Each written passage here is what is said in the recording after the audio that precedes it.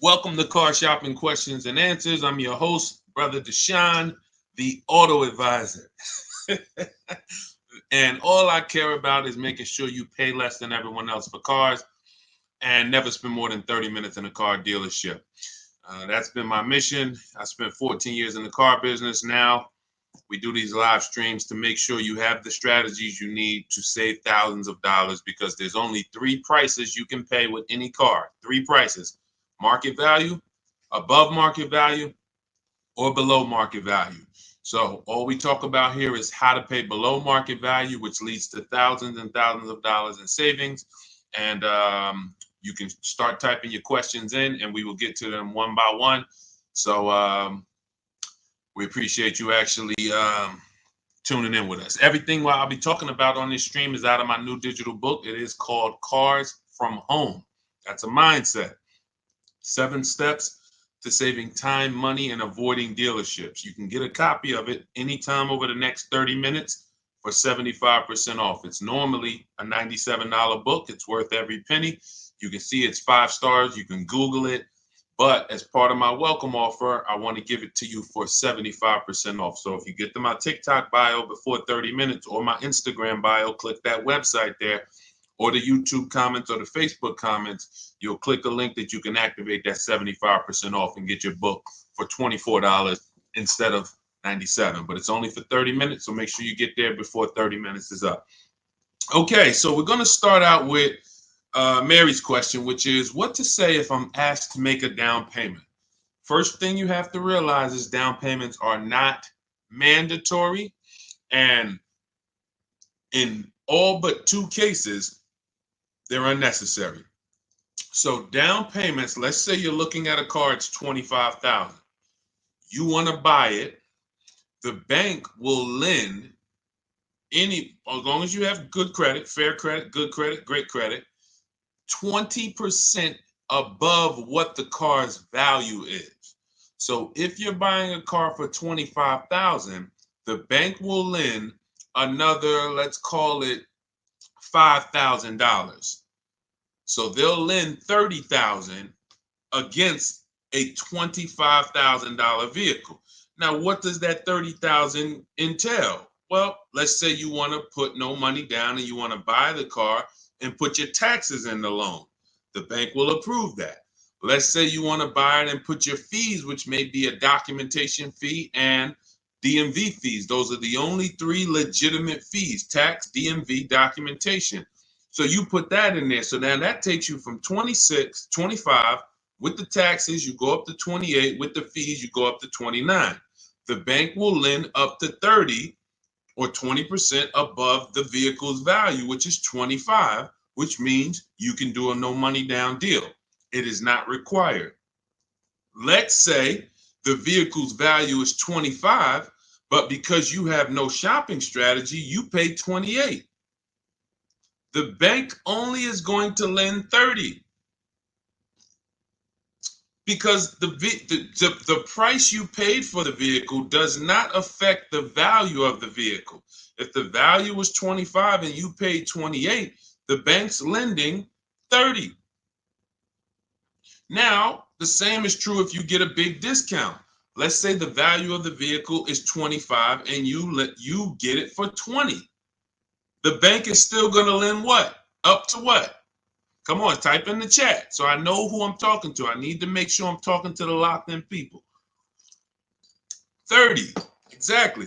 So the loan to value ratios don't change regardless of what you pay for the vehicle. Now, as long as you are trying to get a vehicle and be with everything you want to add to your loan is within the loan to value ratios, money down is not necessary, no matter what they tell you. But what you have to understand is if you come over and you have $5,000 of negative equity, now we have to take that into consideration. Can we do a no money down deal with $5,000 of negative equity? Possibly. It's going to go back to 20% above what the vehicle's value is. So you heard, oh, maybe I get a discount, get me a nice deal, below market deal, knock $3,000-4,000 off, and I can bring over more negative equity. But the only two people who cannot do these no money down deals, and more than the majority of it, is the negative equity people, because you just have too much baggage you're bringing over. And then if your credit is too bad, where you're trying to finance everything, but even with credit being bad, they're normally just charging you a higher interest rate.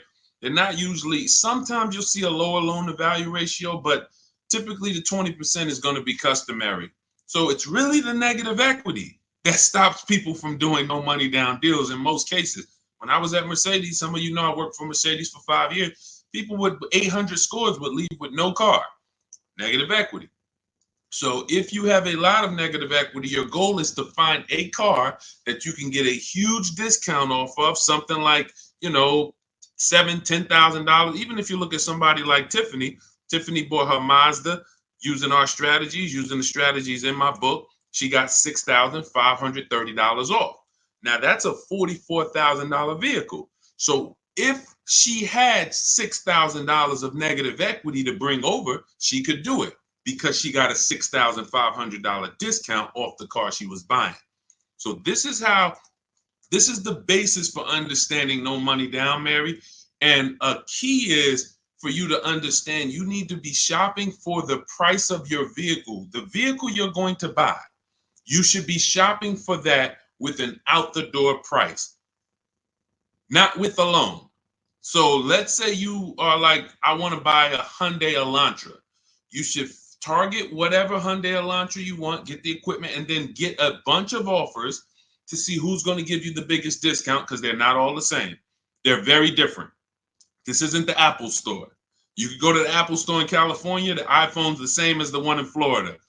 You go to a Hyundai dealership in Bay Ridge, Brooklyn, it's an entirely different price from, Inglewood, New Jersey. A total different price than, Metuchen, New Jersey. They're all different. And that's what you have to understand. When you're shopping for your vehicle, you're shopping for the dealer who's going to sell you the car at the best price. You will handle your financing, your down payment, your interest rates in a separate process. You don't want to mix those two. Okay? That's a good start for you understanding that you should not be in a position where they're telling you make a down payment, unless you put yourself in that position. You follow what I just talked about over the last three minutes, then you should not be in that position. You should understand when a down payment is not necessary. And almost anyone can do these deals with no down payment. Go ahead, Dolan. Let's shoot the next one up. Keep typing your questions. We'll keep getting to them. What's up, Josh? Thanks for liking the video. I see you. Thank you, Bianca. Welcome to the people who are shared. Malik, 621, thank you for sharing. Shout out to the sharers. I see you. It does not go unnoticed. I appreciate everybody who shares, hit that share button, and sends this broadcast to some other people. I appreciate you. All right, AG, car shopping for a used Tesla X, how to save or haggle. There's two types of used car dealerships. When I worked at Mercedes, the first Mercedes-Benz dealership I worked at, big markups, wants to negotiate. Big markups. $7,000, $10,000 markups, very exclusive cars in the particular case. But even if they didn't, they didn't have to have Mercedes. There's other dealerships that do this. They're going to leave themselves big markup, and then they're going to say, hey, let's negotiate. This is also for dealers who get a lot of traffic walk-ins. They're either on a highway. They know that we're going to get 50 people on a Saturday to walk in, so they can charge. They put these prices up. And they're not trying to really sell them online. They're trying to sell them to the unsuspecting locals. Different dealership says, I'm only going to mark my cars up $1,500 because I want to sell a lot of them. This is an entirely different model, different mindset, different process. Where you will get in trouble is when you're talking to a dealer, or you're about to buy, you're trying to buy from a dealer that has the $1,500 markup, has already priced their car better than anyone, and you're trying to get $2,000 off because you think you're talking to the markup dealers.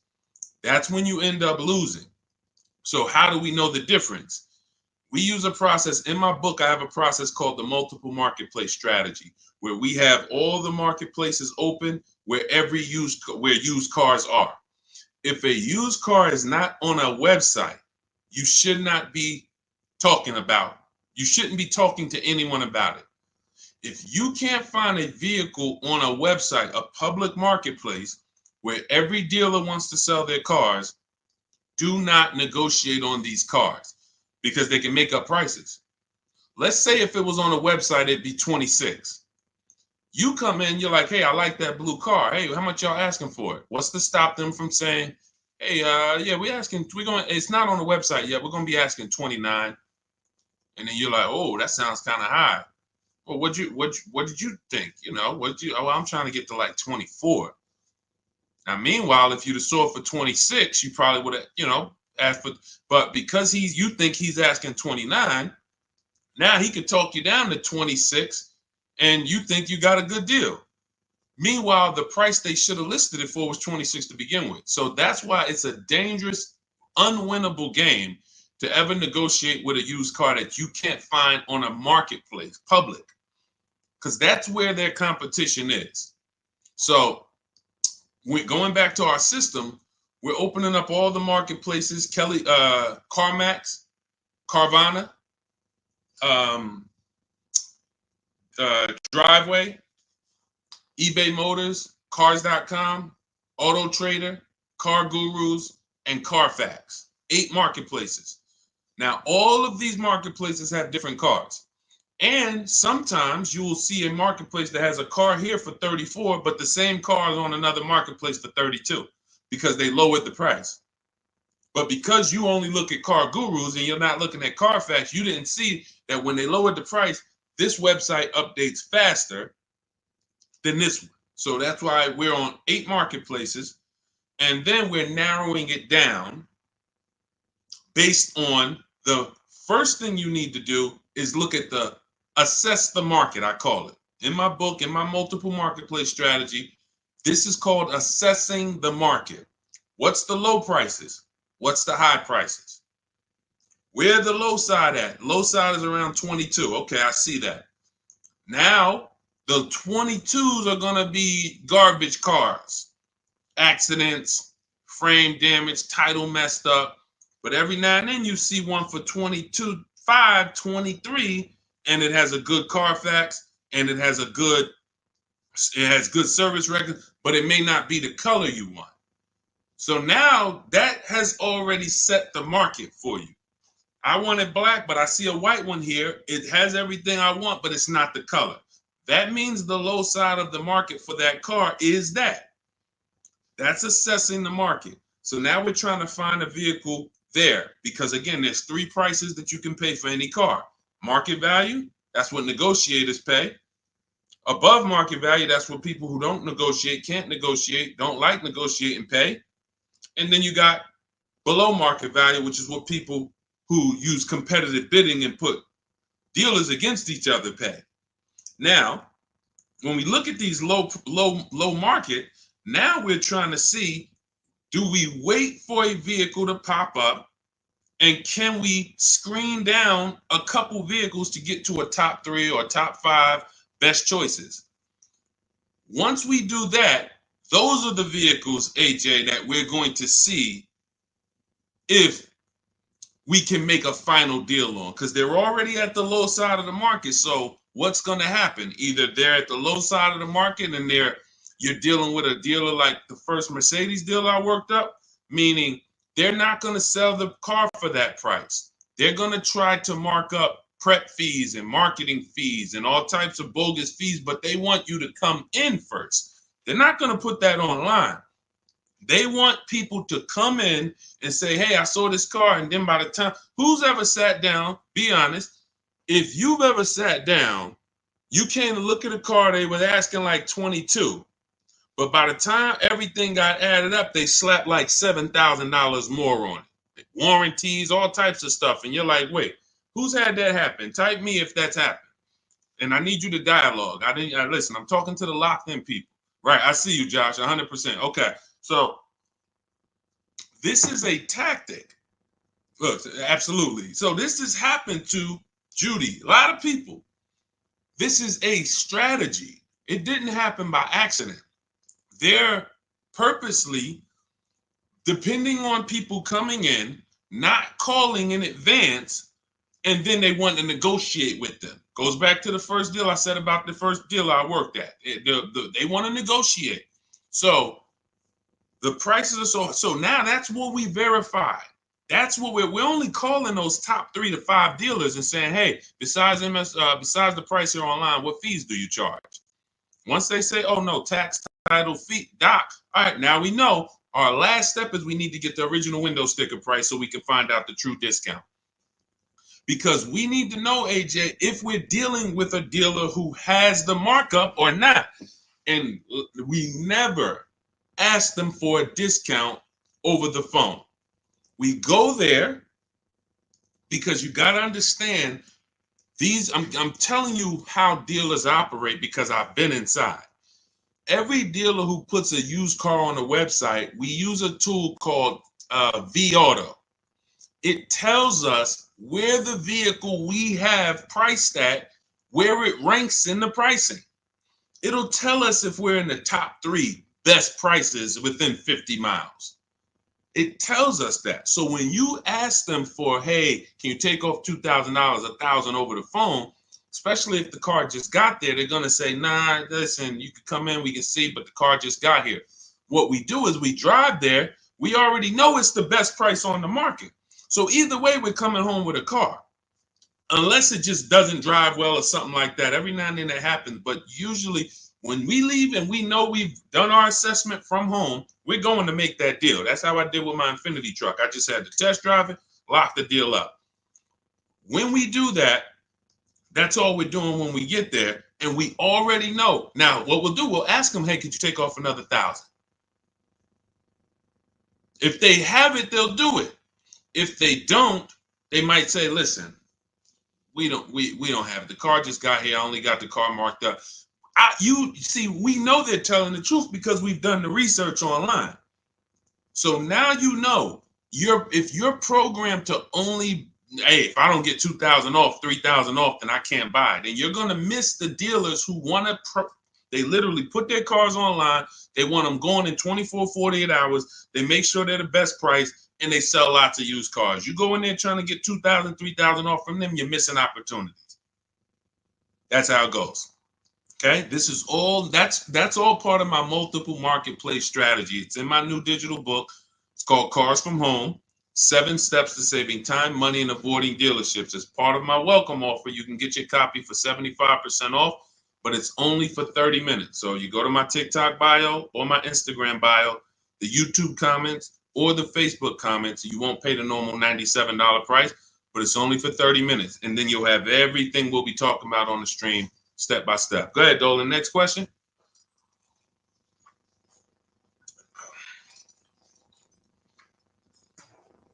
Okay, Mel, what's going on? A 5-year loan to buy a 2022 Jeep Compass. Is it good to trade in for a lease now? So this sounds like, Mel, you figured out you should be leasing, not buying. And now you're like, should I make that move now? In my book, step 1 is the leasing versus buying question, because this is the foundation of your car deal. You need to know how you're going to beat depreciation. So normally what happens is when people learn about the 8-year rule, which says if you're not buying a car to keep it for 8 years, then you should be shopping for a below market lease, not a purchase.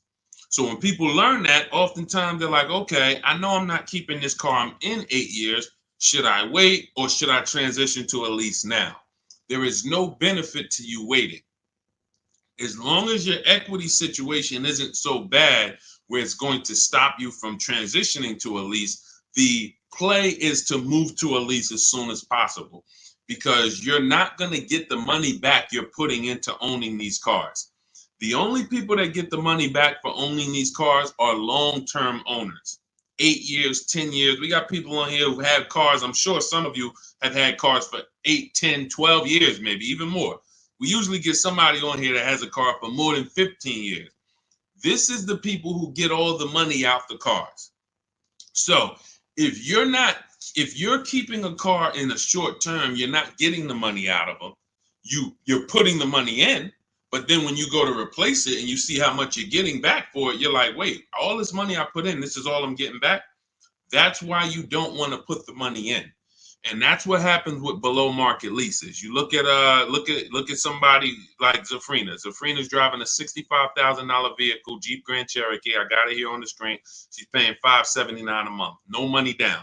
So $65,000 vehicle, that would normally be $1,200-1,300.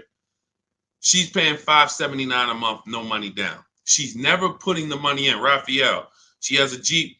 This is her second car using our process. This is my second car. Look, she said it worked. Follow a 2024 Jeep Grand Cherokee 4x4. MSRP is $46,000. Well, it's $45,900, but let's say 46. Payments $549. That's a 1.19% lease. That's normally at $45,000 before we even throw the taxes in. That's normally a $900 payment on a 5-year loan. You can type that into any auto loan calculator and see. So you're going from $900 to $549. $900 is what people are paying to buy, unless they put more money down. And then, see, people never factor in their money down. So that's why I always, when I'm talking to you, I'm going to let you know how much it costs with no money down. Because if it's $900 a month with no money down, but you decide you want to put $15,000 down, you can't tell people, well, my car payment's only $700 a month. What about the $15,000? Let's divide that, and then you'll see, no, it was actually $900 a month that you put into this vehicle. So that's why I compare, in every case, no money down, so we can really see how much these vehicles are costing us. So when you're paying $900 a month, you need to try to get that money back. And after a while, you'll see if you pay the car off and you keep it a long time, it makes sense. If you keep a car, somebody just said I had an 03 Camry from day one. Look, 307,000 miles. Now, time heals all wounds. He could have paid $10,000 too much for that Camry. Just overpaid. He didn't know what he was doing. It was supposed to be 20. They charged him 30. But if he kept the vehicle 20 years, do you see how that doesn't quite matter? What would matter is the short term. The short term. So the key is understanding, if I'm not keeping my vehicle long term, 8+ years, I shouldn't be buying, because I'm not going to beat the depreciation.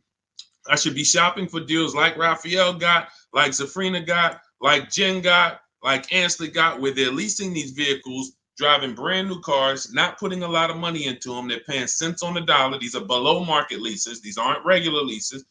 And then you're beating depreciation that way because you're not putting a bunch of money into these vehicles. So there's no benefit, Mel, in waiting. You should do your equity assessment. You've already done step one, deciding whether you're going to buy or lease.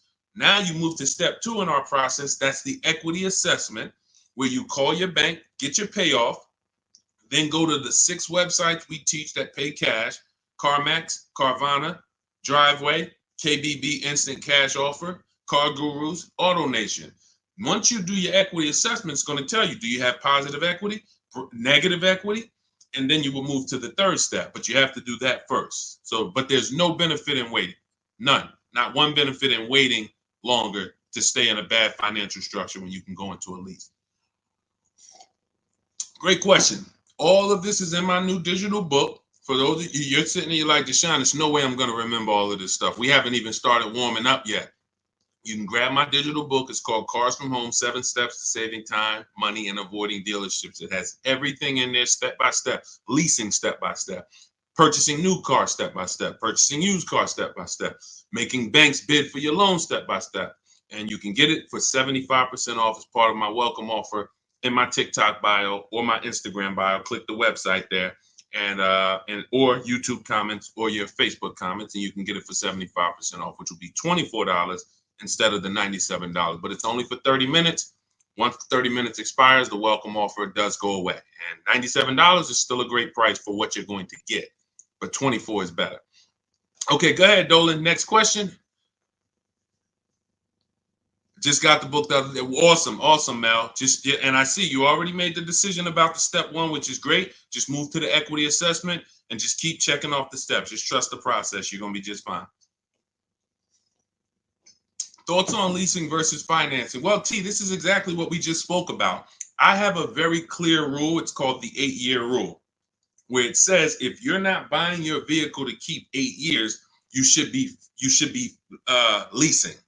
And not just getting any lease, you need to get a below market lease, because some people will tell you leasing, this is when you know it's bad. When a dealer tells you leasing is the same price as buying, you're dealing with an 80% dealer, which means they are going to charge you a lot of money.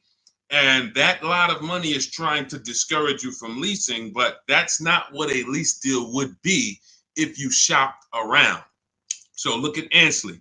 Ansley has a 2024 Infiniti QX60. It's a $58,000 vehicle. He got it for $554 a month. Only first month's payment down. I want you to pay attention to these details. We're not putting money down to get to these payments. These are what is called 1% leases, or anything below 1.5 we consider a good deal. Anything below 1% we consider it a steal. So it's a steal, it's a deal. And over 1%, over 1.5%, I say in my book, it's time to chill. We don't lease those. We don't sign those leases. They're bad lease deals. But look at Jen. Jen pays $512 a month. Now, normally these vehicles that they're buying would be $300 to $400 more per month if they bought them. So when you take somebody like Danielle's Audi, it's a $45,000 Audi, 44 and change. If she bought that vehicle, she's looking at a $900 a month payment, no money down, 5 years. She's leasing it, no money down, $550. So she's paying, call it almost $400 less per month, because we didn't even put the taxes into the price of the vehicle. So if we put taxes into that MSRP, then it might be around 48, and her payment's probably going to be about $950 for 5 years. She's paying $550. Now, let's just to give you an example to understand it deeper, let's say she got a big discount off this Audi. Let's say they knock off even $10,000 for her, which would never happen. But let's just say she knocked off, I just want to prove a point here. Instead of 48 with the taxes, let's say she gets a big discount. She's at 38 now. How much is the payment on 38,000? Some of you know every $5,000, and that's going to be a little, roundabout math for you to do. Every $5,000 is about how much per month? Let's talk to the people who know this. Every $5,000 on a car loan that you look at, every $5,000 is about how much per month? Not 1,000, Mel. I think you typed an extra zero by accident. Yes, $100. Yes, $100. Yes, I see a lot of people. Look, thank you, Cleef. Yes, I listen, man. I love the locked in people. Shout out to the people who locked in, following, and learning from what we're talking about here, not just letting it go in one ear and out the other. So when you look at a $10,000 car, you should automatically think that's $200 a month. $20,000 car, $400 a month. $80,000 car, you should be thinking, okay, that's $1,300 a month.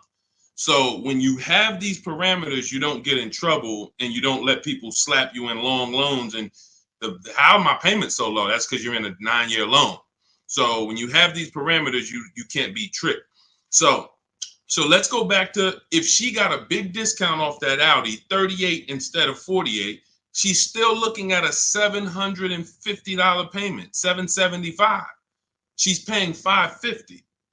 So that is an example of how it's nowhere close. Even with the biggest discount you would get off of a brand new car, a below market lease is still so much lower from an investment standpoint, from what's coming out of your household. And let's take one more scenario, and this is all tied into the 8-year rule. When I say you can make it easy on yourself and just say, if I'm not keeping the car 8 years, I'm going to shop for a below market lease. Now I'm explaining the math behind it so that you know there's math behind it. So all right, I didn't just pull the 8 years out of my hat and say, hey, no, there's math behind it. So let's look at one more scenario. Let's say Danielle, somebody says they want to get a used Audi, because there's some of you you're like, well, Deshone, what if I buy used? Does it still make sense? Does the 8-year rule still apply? Because I'm going to knock 20, 30% off the price. If I get it used, now it makes sense to buy, right? No, it doesn't. Let's go deep on this. So let's say Danielle, instead of 44, where her Audi is, let's say she finds a nice one for 28. 3, 4 years old. I'm being generous.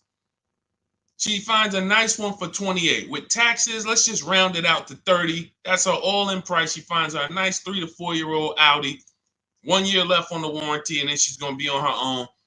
$30,000. What's her payment? 5 years. What's her payment? Let's go. Type in. $30,000, $600 a month.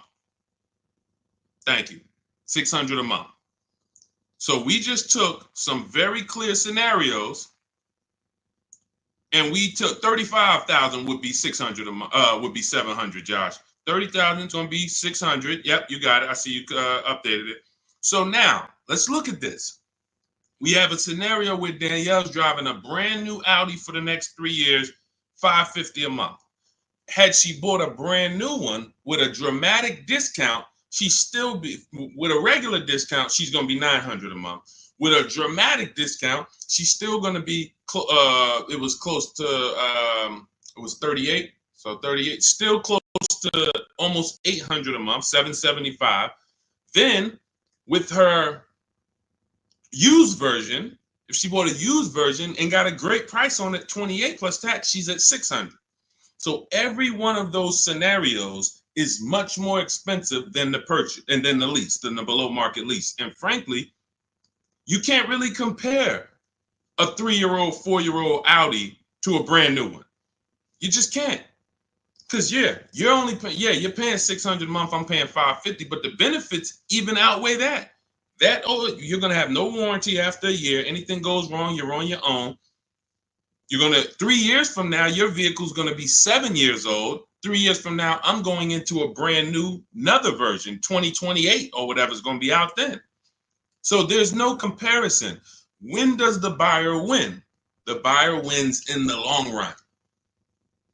You can see the buyer's losing in the short term, right? In every one of those scenarios I just laid out, the buyer is clearly losing. Brand new car buyer paying $300, $400, $500 a month more than the below market lease, losing. The used person got a payment closer to the below market lease, but look what they're driving. 3, 4-year-old car. It's going to have no warranty soon. They're going to be on their own. And then the majority of that time they have it, they're going to have no warranty. That is the life of the buyer. But after 8 years, the money paid starts to stack for the lease person. Because if I'm paying $550 a month, all right, let's say Danielle gets 3, 4 Audis in a row. She just got 4 Audis, every single one of them, she gets below market deal $550. Below market deal $550. After she gets to year 8, she's paid more than these other people. Year 8, she's paid more. So at that particular point, financially, the buyers are ahead. But before that, the buyers have lost because Danielle's driving better vehicles for less. That's why it's the 8-year rule. This is the first decision you make, because if you make this wrong, you lost. If you go in to buy a car, if you go in and you buy a car, but you should have leased, you lost. I just showed you. Doesn't matter how good of a deal you got. Man, Deshone, they knocked 15% off for me. Does not matter. If you're going to replace that vehicle in 3, 4, 5 years, you would have been better off getting a below market lease and never tying up all of that money in the vehicle. That makes sense? Type $signs if you're clear on that. Type $sign, $sign if you're clear on that. All of this is in my new digital book. That's step 1. It's called Cars from Home. It's 5-star rated. Thank you to everyone who's reviewed the book and rated it. And it's called Cars from Home, 7 Steps to Saving Time, Money, and Avoiding Dealerships. That was step 1, which is our leasing versus buying question. That's how we put our deal on the right foundation. And that's the most important question. It's literally called that in the book, the most important question. How many years are you going to keep the next car? That's when we decide leasing versus buying. So as part of my welcome offer, you can get your copy of Cars from Home for 75% off in my TikTok bio or my Instagram bio. Go to click the picture of me, click the website. and then you can activate your 75% off for the book, but it's only for 30 minutes. Also in the YouTube comments or the Facebook comments. After that, price goes back up to $97.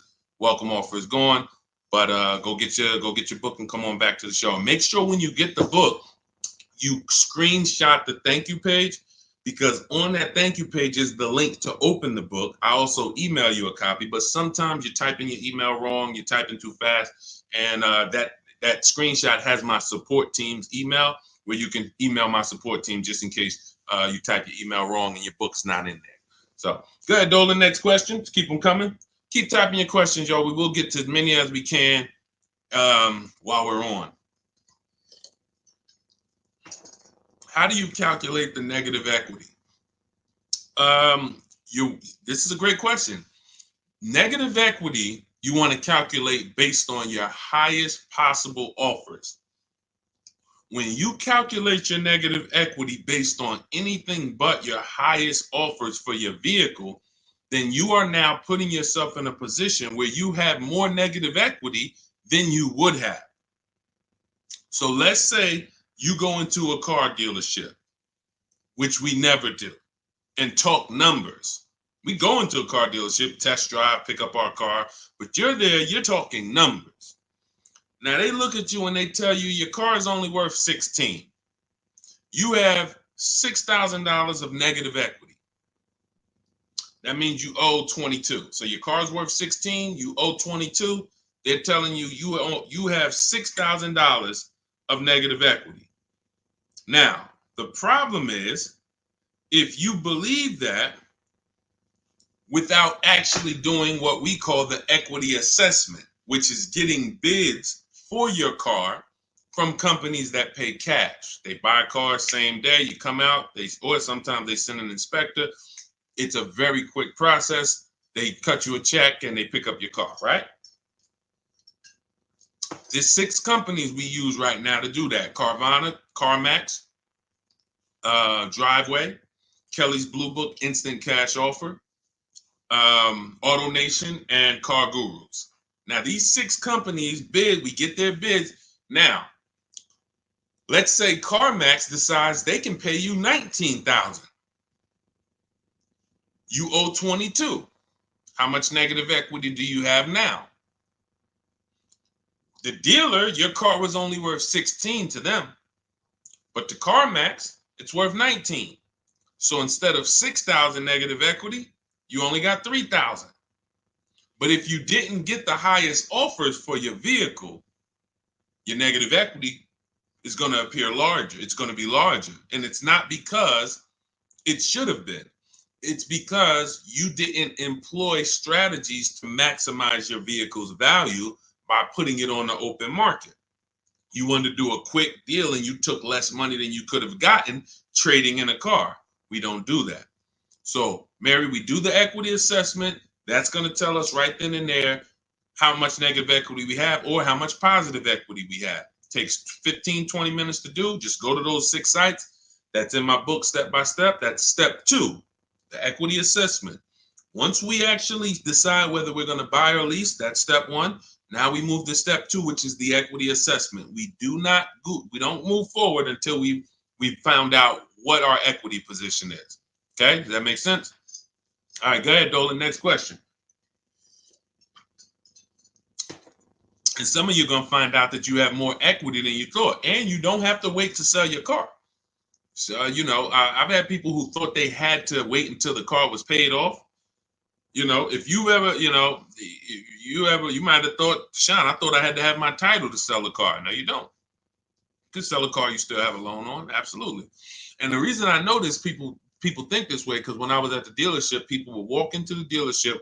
I get a guy who's like, hey, is that the new version there? That's the 2020 whatever. I'm like, yeah, that's the one just came out. He's like, all right, I got 3 more payments left, and then I'm going to come see you for that. I'm like, what? Hold on, let me talk to you. Because someone told him, and it could have been based on 30 years ago. Maybe there was a time when you couldn't sell a vehicle without paying it off and having the title. I don't know. But in this particular case, it makes no sense to run a race, pay off a car, and then turn around and go get another car. You should be leasing. Because that's one of the downfalls of leasing is you always have a payment. Now, there's benefits there, but if you are buying and you always have a payment, because literally as soon as you pay off your car, you go get another car, and then you go get another car, and you always have a payment, you've never reached the reward stage of buying. So, IG, how would you know a car is below market value? Who to believe? CarMax? No, this is not, we don't believe companies. You know a car is below market value by looking at the market and getting multiple offers. There is no quick, oh, let me plug this in and this tells me this. We don't trust anyone. There's no trusting or believing anyone. You want to assess the market. If I'm looking at a bunch of used cars and I'm looking at, okay, 2020 to 2022 Honda Civics, I can see what the low side of the market is. They're at 19. I can see the middle of the market is about 23. Then I can see these, all of my other ones, they high. I need to know where the low side of the market is. If I'm leasing, everything we do with buying, if we're buying a new car or we're leasing, we use a strategy in my book called the 25 to 5. We connect with 25 dealers online. We're going to get 5 offers. This is for new cars and leases. Assessing the market for these cars comes through multiple offers. So when I look at, let me give you an example. I use an example like Teddy. So Teddy gets multiple offers. How does he know that his BMW deal is a below market deal? Says here, look, the post is a bit wordy, but I'm too pumped. I will never, repeat never, lease another vehicle any other way. From start to finish, this deal took 6 days. Connected with 25 dealers online. We do this in 20 minutes. I show you in my book how to do this in 20 minutes. 4 nearby states. He's on the Indiana border. I received 10 offers. I only use the scripts provided. So I provide you with email scripts, copy and paste, because I know everything these dealers are going to say. Obviously, I was a car dealer for a long time, so I know the canned responses. So I wrote the email templates to respond to them. Now, he ends up, this is a $73,000 vehicle. He closed his deal at $856 a month, no money down. Now, how does he know $856 was the below market deal for his BMW? Because his highest offer came in at $1123. So you can see my highest offer during this process from a different dealer was $1123. Look, the dealer closest to me, the local dealer, came in at $986. So his closest dealer is $986. His highest offer is $1123. He closes his deal at $856. It's clearly below market value because he sees the market. The only way to get below market deals is to look at the market. That's why we have the best system for getting multiple offers on new cars and leases. Or if we're shopping for a used car, we're looking at multiple options. That's the only way. That's why I said there's 3 prices you can pay for any car. If you're going to buy a car, lease a car, if you're going to buy a new car, buy a used car, or lease a car, there's 3 prices you can pay. Market value, that's what negotiators get. They don't know if they're actually getting a below market deal. They're just negotiating to try to get to the bottom. But they don't know they're at the bottom because they don't even know if they're at the dealership. Let's just say, let me go back to Teddy's deal. Let me show you an example of why you can't get a below market deal from the wrong dealer. This Teddy's local dealer comes in at $986 a month. Now, we have counter offer calculators in my book. His $986 from his local dealer is not the first offer. That's the last offer. That's, hey, we're not doing anything lower than that. The highest offer, $1123. We're not doing anything lower than that. So if somebody's in there and they're negotiating with one of those dealers, they're not going to get to $856. They're at the wrong dealer. They're at an 80% dealer, and 80% dealers want to make a certain amount of money or they're not going to sell the car. If they can't make $5,000, they're not going to sell a car. $7,000, whatever it is, I'm not going below this. Meanwhile, the dealer who beat everyone's offer at $856, maybe they only made $2,000. Maybe they only made $3,000. Who knows? But the point is, they said, I don't need to make all that. I'm going to beat my competition and sell this person a car. That's a 20% dealer. That's why I say negotiators pay market value. People who don't, if you don't negotiate and you're like, man, Deshone, I just go and I close my eyes and just wake me up when it's over and I could drive out of here. You're going to pay above market value. So you're gonna, because you just don't have any, fight in you, you have no strategy. But below market is reserved for the people who are putting dealers against each other, because it's the only way to know you got a below market deal is when you can look at enough options and know that you paid less. It's like this with anything. It's not just cars, TVs the same way. If you were buying a 100-inch TV, how would you make sure you're getting a good deal? You're going to look at probably 30, 40 TVs in every website. Then you're going to be like, oh, this one's on sale, $699. All the rest of them is $900 and $1,000. Clearly, that's the below market deal. Same principles. Same principles. Go ahead, Dolan. Next question. All I do is teach you to shop for cars like you shop for everything else. Everything else in life, you shop this way except cars. Cars, you shop a way you wouldn't shop for anything else the way you shop for cars. Think about that. Am I right or am I right? Type right if you know I'm right. The way you shop for cars and buy cars, you won't buy anything else like that. You don't buy houses like that. You don't buy jewelry like that. You don't buy, maybe jewelry. That's a little, because it's sometimes tough to put people against you. But you don't buy TVs like that. You don't buy furniture like that. Just walk in and, all right, go back and forth. No, you're comparison shopping. You're using the internet as your friend to get the information and start to have multiple options. That's all we do when it comes to cars. That's why we win easily. It's no struggle when you're using the internet to put people against each other. The struggle is going in and battling and begging someone to take money off when you're already about to spend 30, 40 grand with them. Imagine that. You're about to make a $40,000 transaction and you're just begging, come on, can you take off another 500? Just $40,000. All right. Best SUV to buy. This is all subjective. If you want to look at ratings, feel free to do that. I don't recommend cars because it's just too subjective. There's over 40 car companies. All of them have vehicles in every size category: compact, midsize, large, 3 rows. So there's so many categories. The key is this: find one you like based on looks. I like the look of that. And then you can come home and do what we call a quality check. This is in my book. This is in step 4.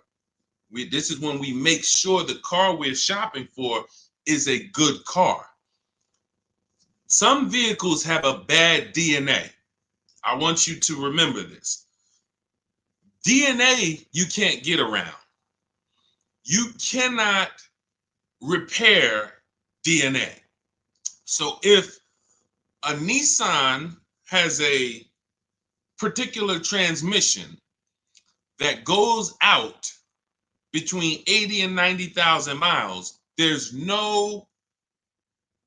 I never get it, because I would never buy that car, because there's nothing I can do to escape what might happen. It's just literally the luck of the draw. Maybe mine doesn't go out at 80, 90,000, but these vehicles are known for the transmissions going out from 80 to 100,000 miles. That's why you'll notice a lot of Nissans for sale. They got like 80,000 miles on them, 90, because people get rid of them right when the transmission starts slipping or right before it goes out. That's what happens. So you can, and this is not all Nissan. So we always type in the actual car to Google, and we type in 2000, we put the year, the make, the model, 2000 Honda Accord reliability, 2018 Nissan Altima longevity. There's three words that we use that you need to get familiar with: initial quality, reliability, longevity. This takes 5 minutes to do. Initial quality tells you, what does the data say? What are people saying about the vehicle the first 90 days? So if you're leasing a car, you're going to buy a car new or you're going to lease it, you need to know what the initial quality reports are. What are the owners saying the first 90 days of the vehicle? Is it in the shop? Is it electric problems, little malfunctions, blind spot, whatever? That's initial quality, first 90 days. Reliability is your first 3 years. So you need to know, what are people saying about this car? Not my neighbor. Not my neighbor. My neighbor owns one of them. There's 10,000 out here. What are they saying? Maybe my neighbor got a good one. You know what I'm saying? Your neighbor might have just got a good one. But I need to know, what are people saying about this vehicle the first 3 years? That's reliability. And then longevity is the long run. 7, 8 years, the engine. People, you're going to see people like Motor Trend and Vehicle Engines, all these websites that all they do is study engines and longevity. What are they saying about this vehicle? Are they saying that the transmission's known to go out? Sometimes you'll type in 2018 Kia Sorento longevity and you'll see right at the top, with proper maintenance, these vehicles are known to last 200,000 miles. That's a good sign.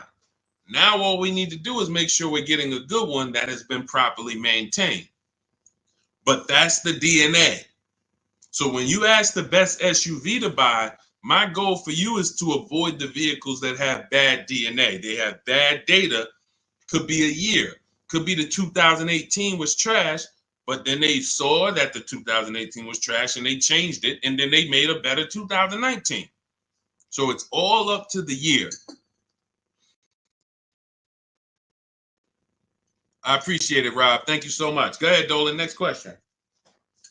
That's in step 4. See, that's shopping, not buying. We have 7 steps in our process.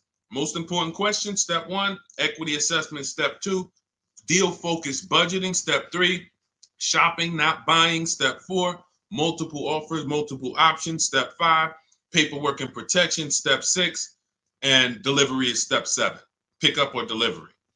That's it. So everything I'm teaching on the stream is always going to be out of one of those steps. And for those of you who have the book, here's what you should always be asking yourself. Where am I at in the process? What step am I at in the process? Because you've come from not having a process. So you don't know what to do first. Should I be thinking about my trade-in? Or, oh, matter of fact, wait, he said don't trade. And then, all right, when do I get my loan? Do I get a pre-approval? You don't know where these things go, what order they go in.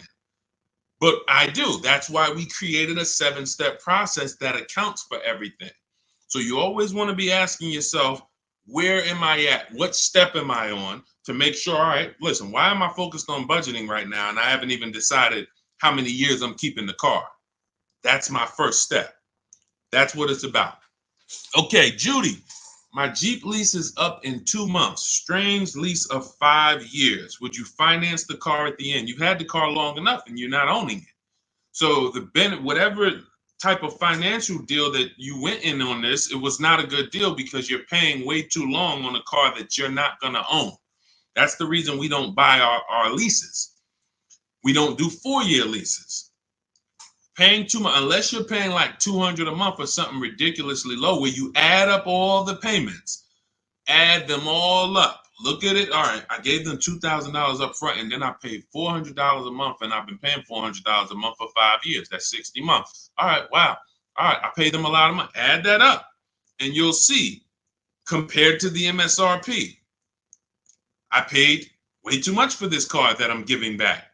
So that's why I wouldn't suggest you buy it, because if you're not going to keep it long term, normally with a lease, it's broken into 2 sides. It's a part you're going to use, and then it's a part you're giving back to them. You're not paying towards that part. Let's say it's 50-50. You could stretch your side out. You got to pay half this car. You could stretch that out for 4 years or 5 years. But it has nothing to do with that back end. You're still going to owe, if you want to buy this thing, you still got that other half. So I don't know what your lease deal is, but if it's structured like a normal lease, you've just broken down your side. You're not paying it. Now, if you've paid into the car, 60-70% of the car, but I don't think you have, because that wouldn't be a lease. That would be a loan. That would be like, hey, I'm paying the car off. I paid it off for 5 years. I only got 2 years of payments left. I should only owe a small amount. If that was the case, then that's different. But on a lease, if you just took a 5-year lease, then you're paying your half. You're not paying towards the back. So you might have a very, very low payment, but you're not actually building, you're not paying towards the car. You're only paying towards the half you're going to use. So in that particular case, I would give the car back.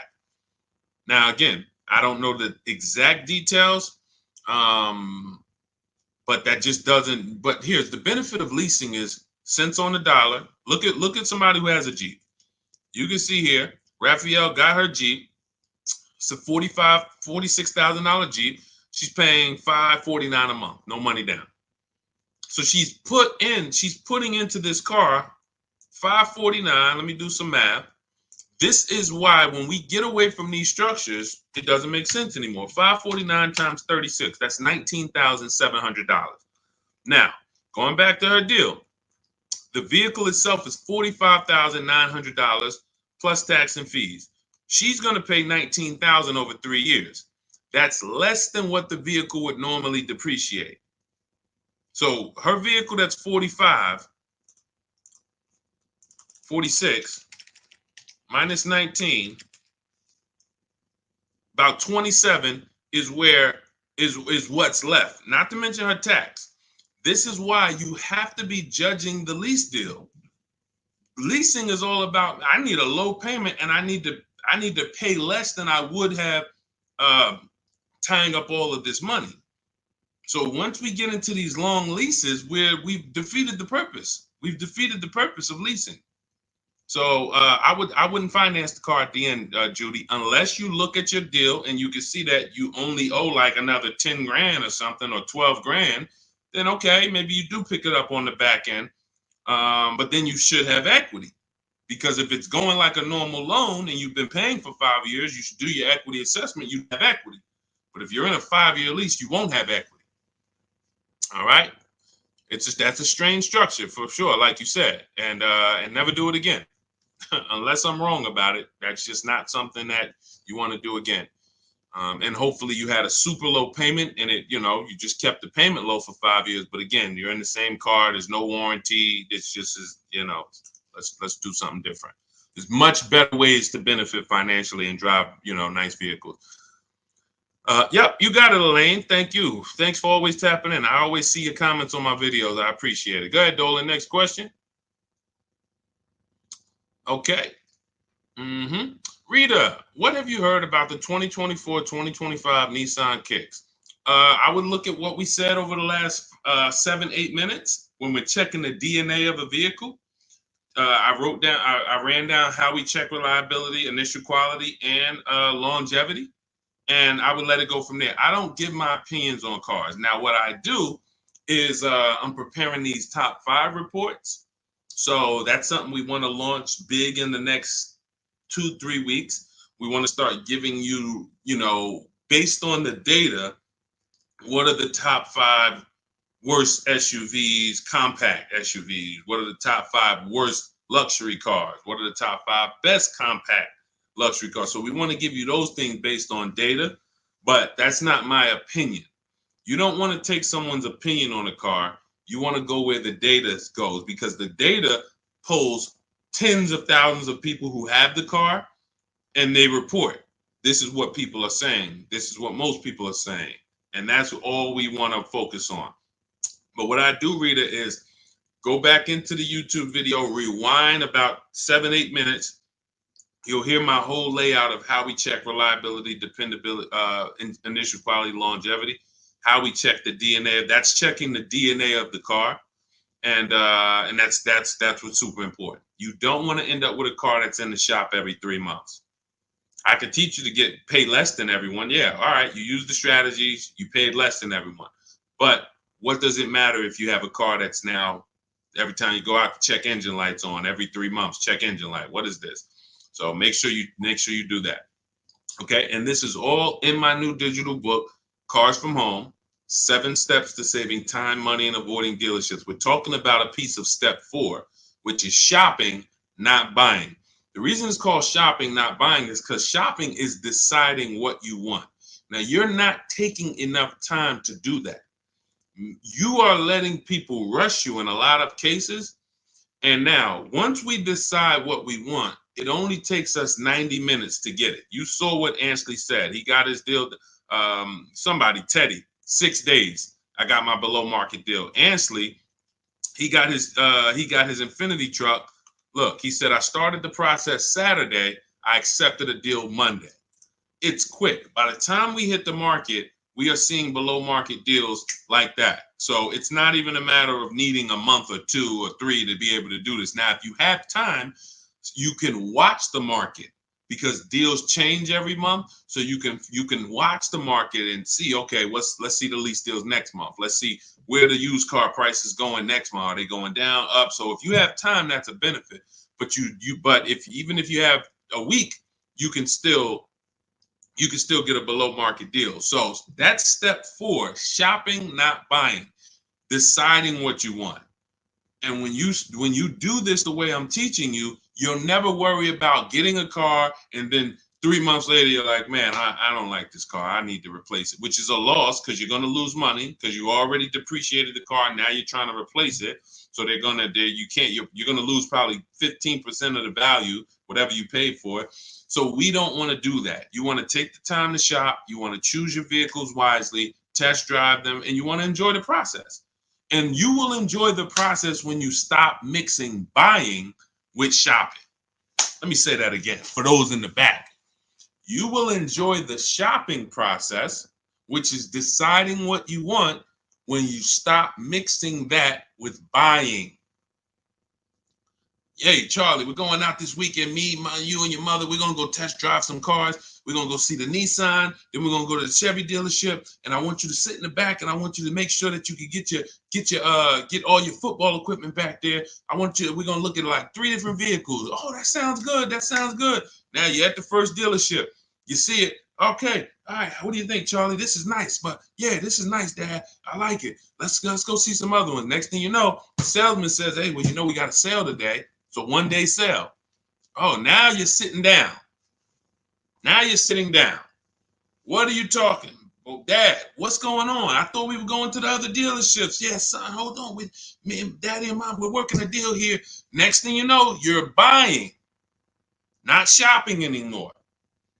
And this is how you leave money on the table. Don't shop competitors. This is a tactic.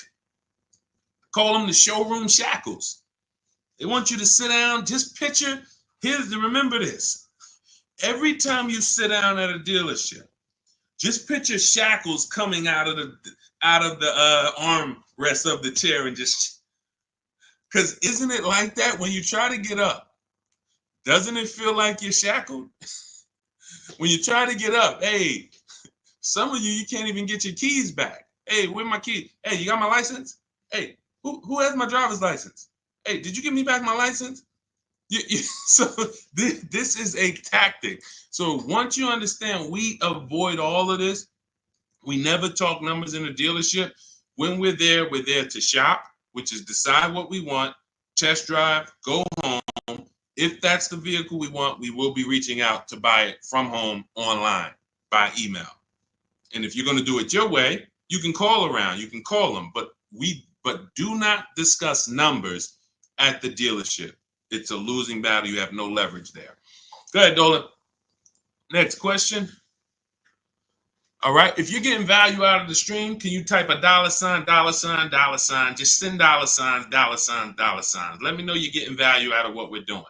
Every time I see the $, I appreciate it. It lets me know we're connected and you're getting what we're talking about. Thank you, Sherwin. Thank you, Raphael. Thank you, Rob. Appreciate you. All right. Listen, let's go. Next question, Dolan. Yeah. Thank you, Jeremy. I appreciate it. I see you. Thanks, Tracy. Which value guide do most lenders use to determine value? Probably NADA.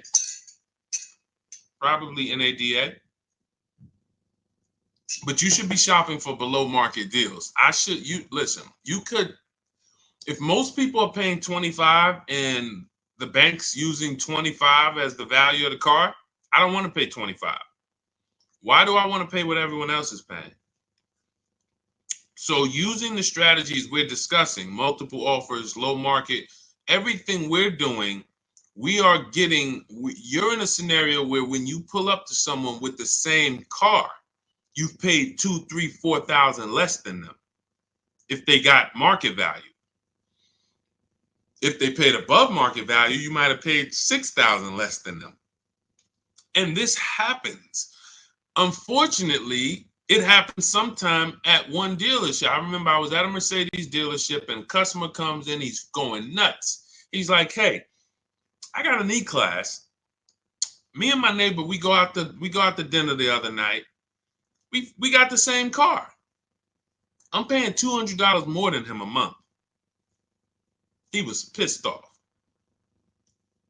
Now, how does that happen? One person paid above market value. Maybe the other person paid below market value or market value, but it's a $200 spread. Same vehicle. So when you're using what we're talking about, what you're learning in my book, what I talk about on these streams, you're not anywhere near what lenders should be looking at you and saying, man, that's be good. I don't know how you got the vehicle for that price, but that's a good loan to value ratio. In case the vehicle gets totaled, we know that we're in a good position. We know, rather than, hey, this guy has a vehicle, it's worth 27, but he bought it for 28. He's cutting this thing close. He needs gapping. So, all we care about is below market. We're not interested in none of these high prices, and how bad they are for other people, unfortunately. Go ahead, Dolan.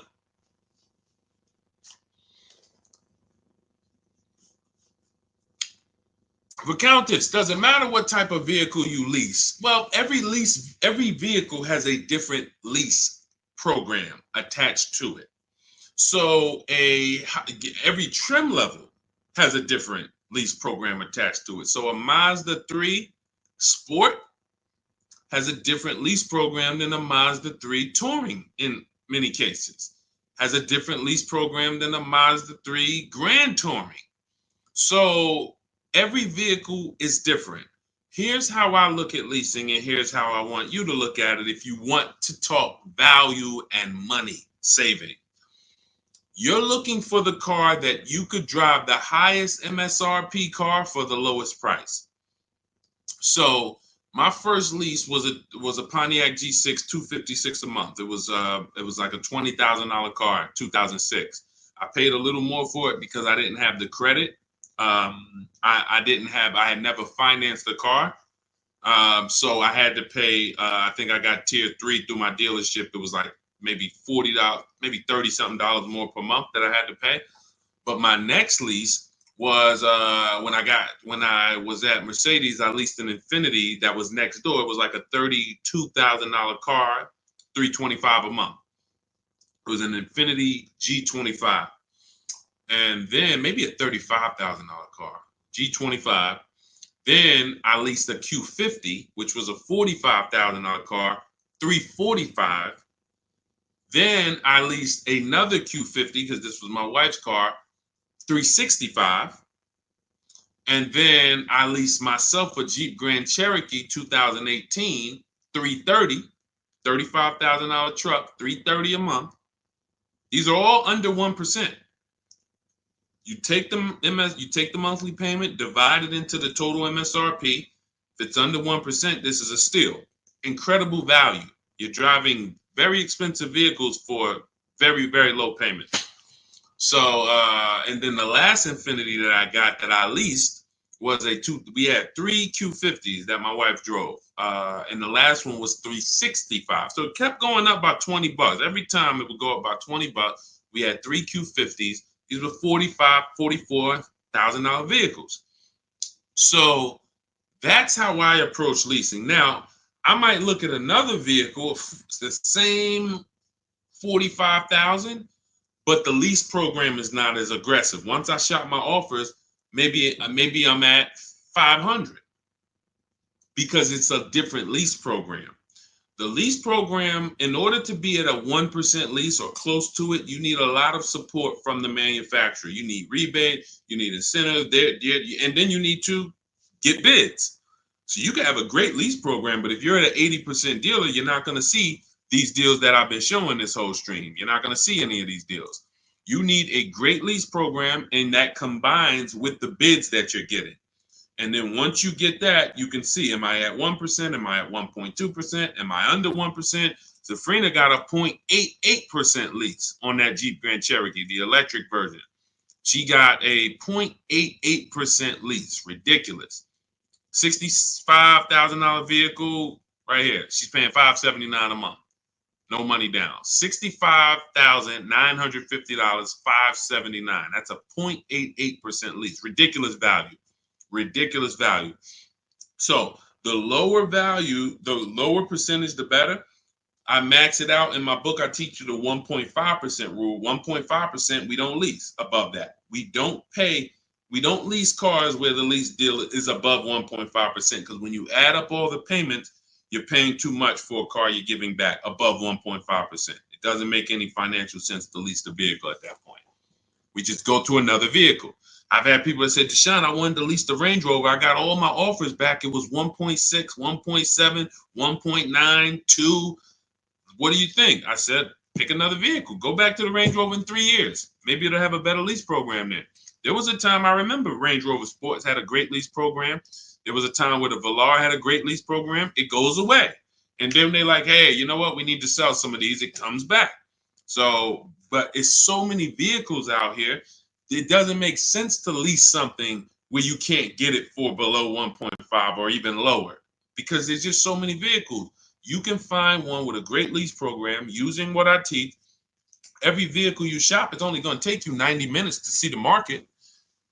Once you get to step 5 in my process and you're actually shopping the market for lease deals, it only takes 90 minutes to go to the websites, copy my scripts, and then get the offers back.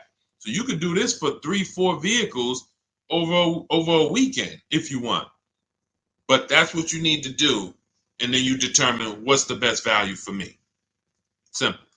Simple. I'm only leasing vehicles that I know I can drive them for cents on the dollar, and they're expensive vehicles. I don't even do 1.5. Sometimes you'll see somebody, they really like a vehicle. I always say, if you really like a vehicle, you shouldn't be leasing. If you're leasing, you don't love a vehicle. So let's put that out there. If you're switching vehicles every 3, 4, 5, 6 years, you don't love the vehicle. People who buy their vehicles to keep 8, 9, 10 years, then we could talk about love. But leases, they so fast. You lease a vehicle in 2.5 years, you got to start thinking about what I want next. 2.5 years, what I want next. So there's no love here. You just find something you really like that has a great lease program where you can pay these low prices, and then you move on and you do it again in 3 years. Don't fall. That's what leasing is about. All right. So, and look, I saw somebody say Audi. There's no rhyme or reason. All you can do is pick a vehicle, shop the market. There's no Audis have the best lease deals. Jeep Grand Cherokee, because look at how many vehicles are within Audi. You have the Audi A4, and then I told you have different trim levels. You have the Premium Plus package. You have Audi A6. You have the Honda EX, EXL, Touring. These are all different lease programs. So there's no way for you to say, oh, well, I know Jeep Grand Cherokee Limited, they have a good lease program. No, you pick a vehicle, shop the market. None of these people who got these lease deals thought that, even the people who purchased. No one, Sean saves 20 grand off his F-150 Lightning. He didn't know he was going to save that much money. Kimberly, Maserati, she gets $21,000 almost off the vehicle. She didn't know that. She didn't pick the Maserati because she knew she was going to save $20,000. She said, hey, Maserati's my first choice. Let me go shop for it. Oh, below market deal on this is $20,000 off. That's the way it works. Look, at the time last year, Eddie bought this 2023 Toyota Camry hybrid. They were extra hot at the time. He shops his best offer at that time is $2,086 off of MSRP. They had no rebates. He got multiple offers, and he said there were several dealers still charging MSRP over MSRP. Now, the market's changed on these in a year, but at the time, that was the below market deal. So no one goes in knowing how much a below market deal is going to be. You pick your vehicle, use my strategies, you get your offers, 24 hours, 48 hours, you have all the offers, you can see, how does it look? You got 5 offers, 7 offers, how does these look? Oh, wow, I'm saving $6,000. That's the best offer. All the other ones are saving me less than that. Oh, here, I'm saving 10 grand. Then you make your decision. Simple. And once you know how quick it is to actually do this, it's going to blow your mind, because you're going to say, any vehicle I'm considering, I can shop the market on it in 90 minutes and know what the below market deals are. Very empowering. So everything you're learning is out of my new digital book. It's called Cars from Home: 7 Steps to Saving Time, Money, and Avoiding Dealerships. This is a 7-step process for below market leases, below market new cars, below market used cars, step by step, A to Z. There's nothing left to chance. You can get your copy of it for it's normally $97, but 75% off, as long as you get to my TikTok bio before the 30 minutes is up, or my Instagram bio, or the YouTube comments, or the Facebook comment. That's my welcome offer. It's a digital book, so it will be in your inbox immediately. As soon as you get your book, make sure you screenshot the thank you page, because that does have my support team's email, just in case you type your email wrong. We can't email a book to a wrong email, so you can always reach out to my support team. And also on that page is the link to open the book. So as soon as you get it, you might want to open it, save it to your computer, but save the master link, because anytime I update the book, you actually get the updates. A couple months ago, Vroom went out of business. Vroom used to be in our equity assessment, used to be on our used car marketplace reports. They go out of business. We got to delete them. I went into the file, removed Vroom. Everyone who opened the book after that never saw Vroom again. So you keep the master link. That way, when I update the book, you get it. I don't charge for updates. I want you to win. That's why I'm giving you the welcome offer, where you could even get it for $24 instead of $97. But even if you miss the 30 minutes, you should go and get your copy for $97, because what you're going to benefit from is going to be 10 times worth what you paid for it.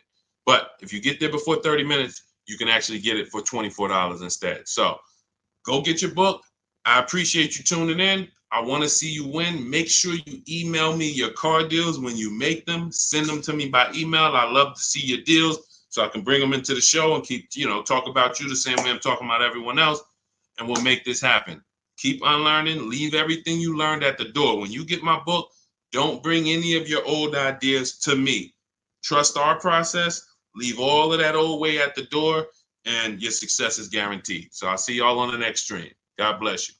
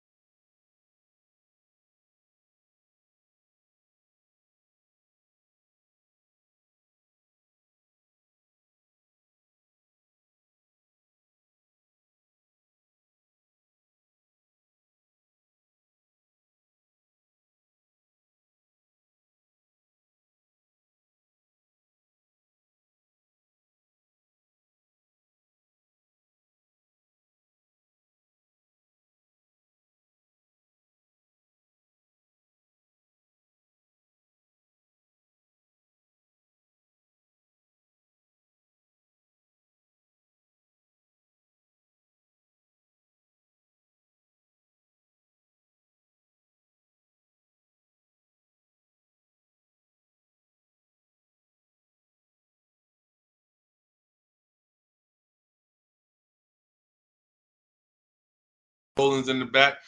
Welcome to Car Shopping Questions and Answers. I'm your host, Deshone the Auto Advisor. This is all we do here, is make sure that you have the answers you need to shop the way you should be shopping in this car market, and in any car market. You should be putting dealers against each other.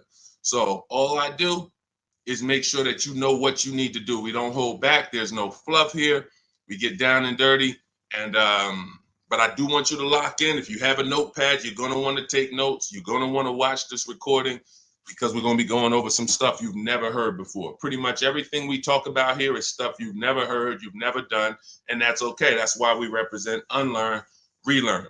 All right, we got to unlearn the old way Everything on the show is sponsored by my new digital book, Cars from Home. Thank God it's 5-star rated. Thanks to everyone who's reviewed it. You can get your copy for 75% off in my TikTok bio, in my Instagram bio, in the YouTube comments, or in the Facebook comments over the next 30 minutes. You got 30 minutes to get 75% off, and that book will be in your inbox in 5 minutes. You'll have everything we're going to talk about on the stream and more. All right, so let's get started with the first question. What's a good mileage on a decent first car? Well, you want to look at mileage per year. So if you're looking at a car that's 5 years old, you want to consider average miles driven is 10 to 12,000 miles. That's average miles for a driver. So if you look at a 5-year-old car, 60,000 miles is just fine. You're looking at an 8-year-old car, 8 times 10, 80,000 miles, 96,000 miles. That's perfectly fine average miles for that car. Now, some people like to get below average miles. That's fine too. You know, anything above that. But here's what's more important than the mileage on the car. Service records, absolutely paramount. In fact, let's go to what really makes the car good or not, the DNA of the car. The DNA of the car is things that can't be fixed even when the first owner took care of the car. You might have a car, we always do what's called an initial quality check, a longevity check, and a reliability check on each car. I'm gonna show you how to do that very easily. It takes 5 minutes. All of this stuff that I'm talking to you about takes minutes, not hours to do using a computer. So when you said the DNA of a car, that's something that can't be controlled because they made it that way. So if you look at a car and it has bad electric issues, that's in the DNA of the car. Doesn't matter if it was taken care of, doesn't matter if they serviced it, it's built in. Some cars, when you do your longevity check, let's say you're looking at a 2018 Nissan Sentra. You type into Google 2018 Nissan Sentra longevity. You're going to see, hey, some of these vehicles have electrical transmission problems at 80,000 miles, 90,000 miles. It's in the DNA of the car. Doesn't matter if you got a good one. Doesn't matter if you got a bad one. Chances are you're going to deal with these issues. So what we do, any car you are looking at, a used car, I want you to type in the year, the exact year of that car, and then type in reliability. That's going to tell you what they said about the car the first 3 years. You skim the articles. You don't need to read. All you're literally doing is skimming that first page. If you see this car has less than normal reliability, less than average reliability, you want to look for red flags. Then, once it passes the reliability check, then you type in 2018 Nissan Sentra longevity. Skim the articles. You'll see things about the engine. You'll see, okay, these engines last 200,000 miles. You'll see any red flags. You look at that first page, skim it. That's going to tell you everything you need to know to see is the data showing on these cars that it's bad. Don't listen to your neighbor. Your neighbor has one car. Hey, I love this car, but there's 10,000 other people with that same exact car, and maybe 20% of them are having an issue. So go where the data is, type in that search. It's very easy to do. That's in step 4 of my book, which is called Shopping, Not Buying. All of that is we do a 7-step process, and we do not buy any car or lease any car without checking the DNA of the car, which is the data. That's more important than the mileage on a used car. Great question. Let's go. Keep typing your questions. We'll get the next one. All right, we'll get the next question. All right, let's go. Is it better to say I have a trade-in or not? Great question. We don't use the word trade-in. That's actually a curse word here, because I'm going to tell you this. If you had this phone, will you get more money? I want everybody to lock in. Stay close to your keyboards. We're going to go through as many questions as possible. If I had this phone and I wanted to sell it online, would I get more money selling it online, or would I get more money trading it in for another phone? Type into the comments. Would I get more money for this phone selling it on the open market or trading it? Sell or trade? Thank you. Sell. Okay, shout out to the people that are locked in. So that's a good indicator of why trading does not get you the most money. Trading is a convenience thing. Now, we used to have to sell our cars privately if we wanted to get more money. Used to have to list them on Facebook Marketplace, have a bunch of people come by your house. They're driving it. Hey, you mind if I look under the hood? Strange people. We don't have to do that anymore. Why? Because there's big companies that cut cash checks for our cars, and it's easy to find them. I'm going to give you the 6. CarMax, Driveway, Carvana, Kelly's Blue Book Instant Cash Offer links you to a local dealership to get a cash offer. Auto Nation links you to a local dealership to get a cash offer. Car Gurus link you to a local dealership for a cash offer. This takes 20 minutes. This is step 2 in my book. I call it the equity assessment. You have to maximize the value of your current car. You're also going to learn that we don't mix transactions here. What does that mean? Whenever you do a trade-in, you're doing 2 transactions with one dealer. What does that mean? Every time you buy a car from a dealer, that's 1 transaction you did with that dealer. If you trade your car or sell your car to them, because that's what you're doing a 2nd transaction with that dealer. If you get your loan from them, you're doing a 3rd transaction with that dealer. And every time you do that, you're doing exactly what they want, because you're not giving you're not bidding out your loan on the open market to give multiple banks and lenders a chance to compete, and you're not listing your car on the open market, giving all of those 6 buyers that I just named a chance to compete. That's how you get the most money. You cannot get a great deal without maximizing each part of the transaction. You can't think that the same dealer that you bought your car from is going to pay you more money for your old car than anyone else would have paid you. That's why we do not trade. There's only one circumstance where you must trade. That's if you have a lot of negative equity and you can't pay the difference. So if these companies, Carvana, Kelly's Blue Book Instant Cash Offer, CarMax, all the companies I named, they're going to pay you more than any dealer. Now, if you have negative equity after you get those offers, then you'll see, all right, the best thing for you to do is to pay the difference. Because if CarMax's offer is 19 and no one else is going to touch that, that's going to be the smallest amount of negative equity that you can have, because you got the highest amount for the car. If you go and trade that in, that dealership might only give you 17, which means whatever negative equity you had over here selling the CarMax, 2,000, 3,000, 5,000, it's going to be more because you're getting less for the car. So but if you can't pay the difference, cover the difference of the negative equity, then do a clean transaction. That's what I recommend. But some people don't have the cash to do that. Then you must trade, which means you go and whatever dealership wins your business, they're going to have to be the ones to trade, because you need them to bring that negative equity over to the new deal. That's why you must stay out of negative equity. You must learn the reasons for negative equity. You must understand what causes negative equity, and then you must stop it. Because some of you, every single transaction you do, you have negative equity. There's a reason for that. You don't understand leasing. That is your problem. That's another question we'll go into, but that is the problem. I've been doing this 14 years, working in car dealerships. I've been educating people like you online since 2021. We got thousands of students, 10,000 books. So we do this. Negative equity is caused by either a short-term emergency where you switch your cars. Hey, I needed a bigger car. I thought I was going to keep this car forever, 8, 9, 10 years. But, my wife just had triplets. We needed a bigger car. We got to switch it. That's fine if you're going to pay off the car and keep it long-term.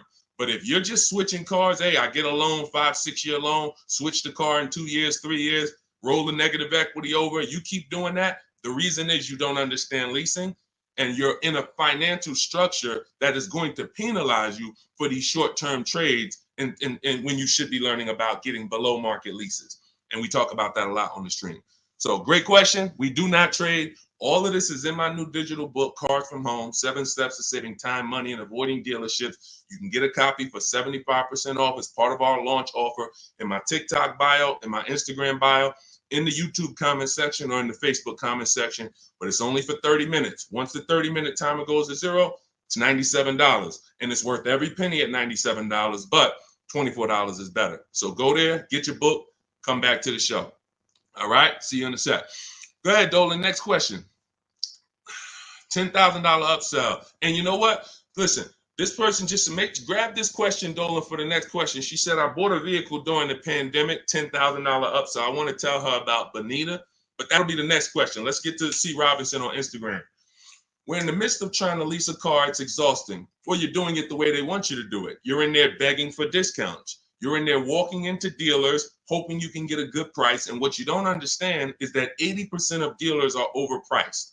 There's nothing you can do about that. Picture 10 dealerships on a block. 10 dealerships, they're all Nissan dealerships on a block. 8 of them are not going below a certain number. Doesn't matter how much you negotiate, yo, I'm not doing any better than this. And when they look at you and say, hey, Mr. Robertson, this is my best price, they're not lying. That's their best price. That's not their competition's best price. Their competition's best price is totally different. And what you have to learn is when you're looking at car dealerships, it's not like the Apple store. The Apple store, I go get an iPhone here, I could be in Southern California, it's going to be the same price. I can go up to Canada, it's going to be the same price in most cases. This is a convenience aspect. They fooled you into thinking, oh, the Nissan dealer you're at, we're just the closest one, but we're all the same. They're not the same. They compete every single day to see who's going to sell more cars. They report their numbers at the end of the month. They're competitors. They sell cars for different prices. So what you have to now do is bring that competition into your car shopping. You cannot do it going from dealer to dealer. If 8 out of 10 dealers are overpriced, then you need to figure out, how do I talk to all these dealers or communicate with them at one time to where I'm going to be able to get numbers from all of these dealers or whoever has a car, and I'm going to pick the winner. That is what we do. That's why our entire mindset and philosophy is called Cars from Home. There's only 3 reasons we're in a car dealership: to test drive, then we leave; to have our car appraised if we're selling it to a used car manager, then we leave; or to pick up our car because they don't deliver. That's the only 3 reasons. We are not there to talk numbers. We're not there to find out what's the specials of the day. We do all of that from home, online. You have the internet at your disposal. You wouldn't walk into a store to buy a $2,000 TV. Nobody would. No one who wants to get a good price on the TV, you'd be at home looking at all the TVs online and then saying, okay, boom, that's the best one. And you can make that decision in minutes because you have the internet at your disposal. It's the same way with cars. We have the online shopping system that allows you to get 5 offers because you must get 5 offers. I just told you 80% of dealers are overpriced. So that means 4 out of 5 dealers are overpriced. When you walk into Nissan and say, hey, there, can I get a quote on a lease? And they give you $799 a month, you leave saying, man, Nissan's expensive. No, Nissan of Bergen County is expensive. Nissan of Bay Ridge is expensive. You need to understand that that is one dealership. And when you grasp that, you won't be going into dealerships to get prices anymore. You'll be sitting at home like we do, getting prices online so that you can see. When you go to my book page, you'll see dozens of people. We share all. I've helped so many people learn this. I'm so fortunate because once I saw that they were able to do this, it just made me say, let me keep sharing their stories. See, anyone knows, okay, Deshone, you've been selling cars 14 years. You've been doing this since 2006. Obviously, you can get great deals. That's why all I do is share what my people who learn from me get, their deals, because they're all that matters. So you want to get 5 offers, Mr. Robinson. It doesn't matter if you're going to call and do it. Talk to sales managers. If I was calling, I would be calling and talk to salesmen. Now, who does not like talking to car dealerships? Type me in the comments. Stay close to your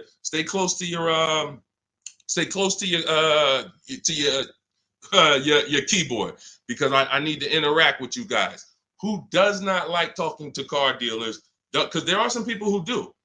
When I was in Mercedes, it was some people who used to pop into the dealership every 2 months. They just come in. Hey, what are you doing here? And they're like, it's just, they get a thrill out of it.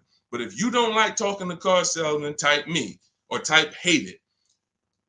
I would only talk to managers if I enjoyed talking to car dealerships. I would only talk to managers if I enjoyed it. I would never be talking to car salesmen about a car deal. I would only talk to managers. That's one way to do it. But it's not as easy as our way. Now, if you're not going to use my book, talk to managers.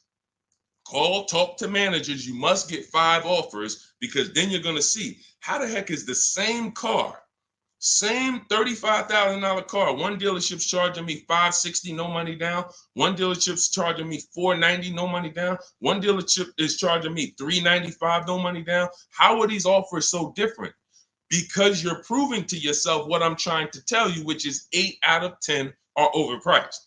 That's their best offer. Charlie, that you've been buying cars from for 17 years, you done sent your kids to him, he might not compete. He's happy as long as you keep coming in and letting him control your deal and saying, hey, I made you a good deal. But once you start putting Charlie against the competitors, you're going to see Charlie was probably overcharging you all these years. And he's happy as long as you don't shop. But everything we do is by email. We do not talk to car salesmen. Everything we do is by email. In my book, I have scripts, templates. They're all email scripts. I'm not giving you script. Hey, don't ever say you don't have a trade-in. All of this stuff they've been trying to teach y'all since 2009 that never worked, that still had you having a horrible experience. We don't do that. I'm not teaching you to go negotiate with someone who negotiates 3 times a day, 5 days a week. I'm not going to do that.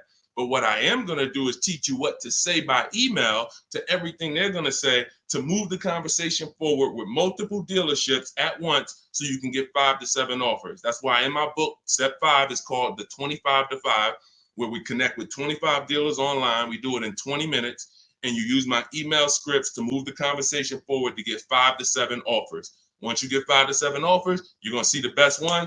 You make your deal in literally minutes. This will take you 90 minutes. This is so simple to do. That old way you'll never go back to. That's the system for buying new cars and leases. Shopping for used cars is different.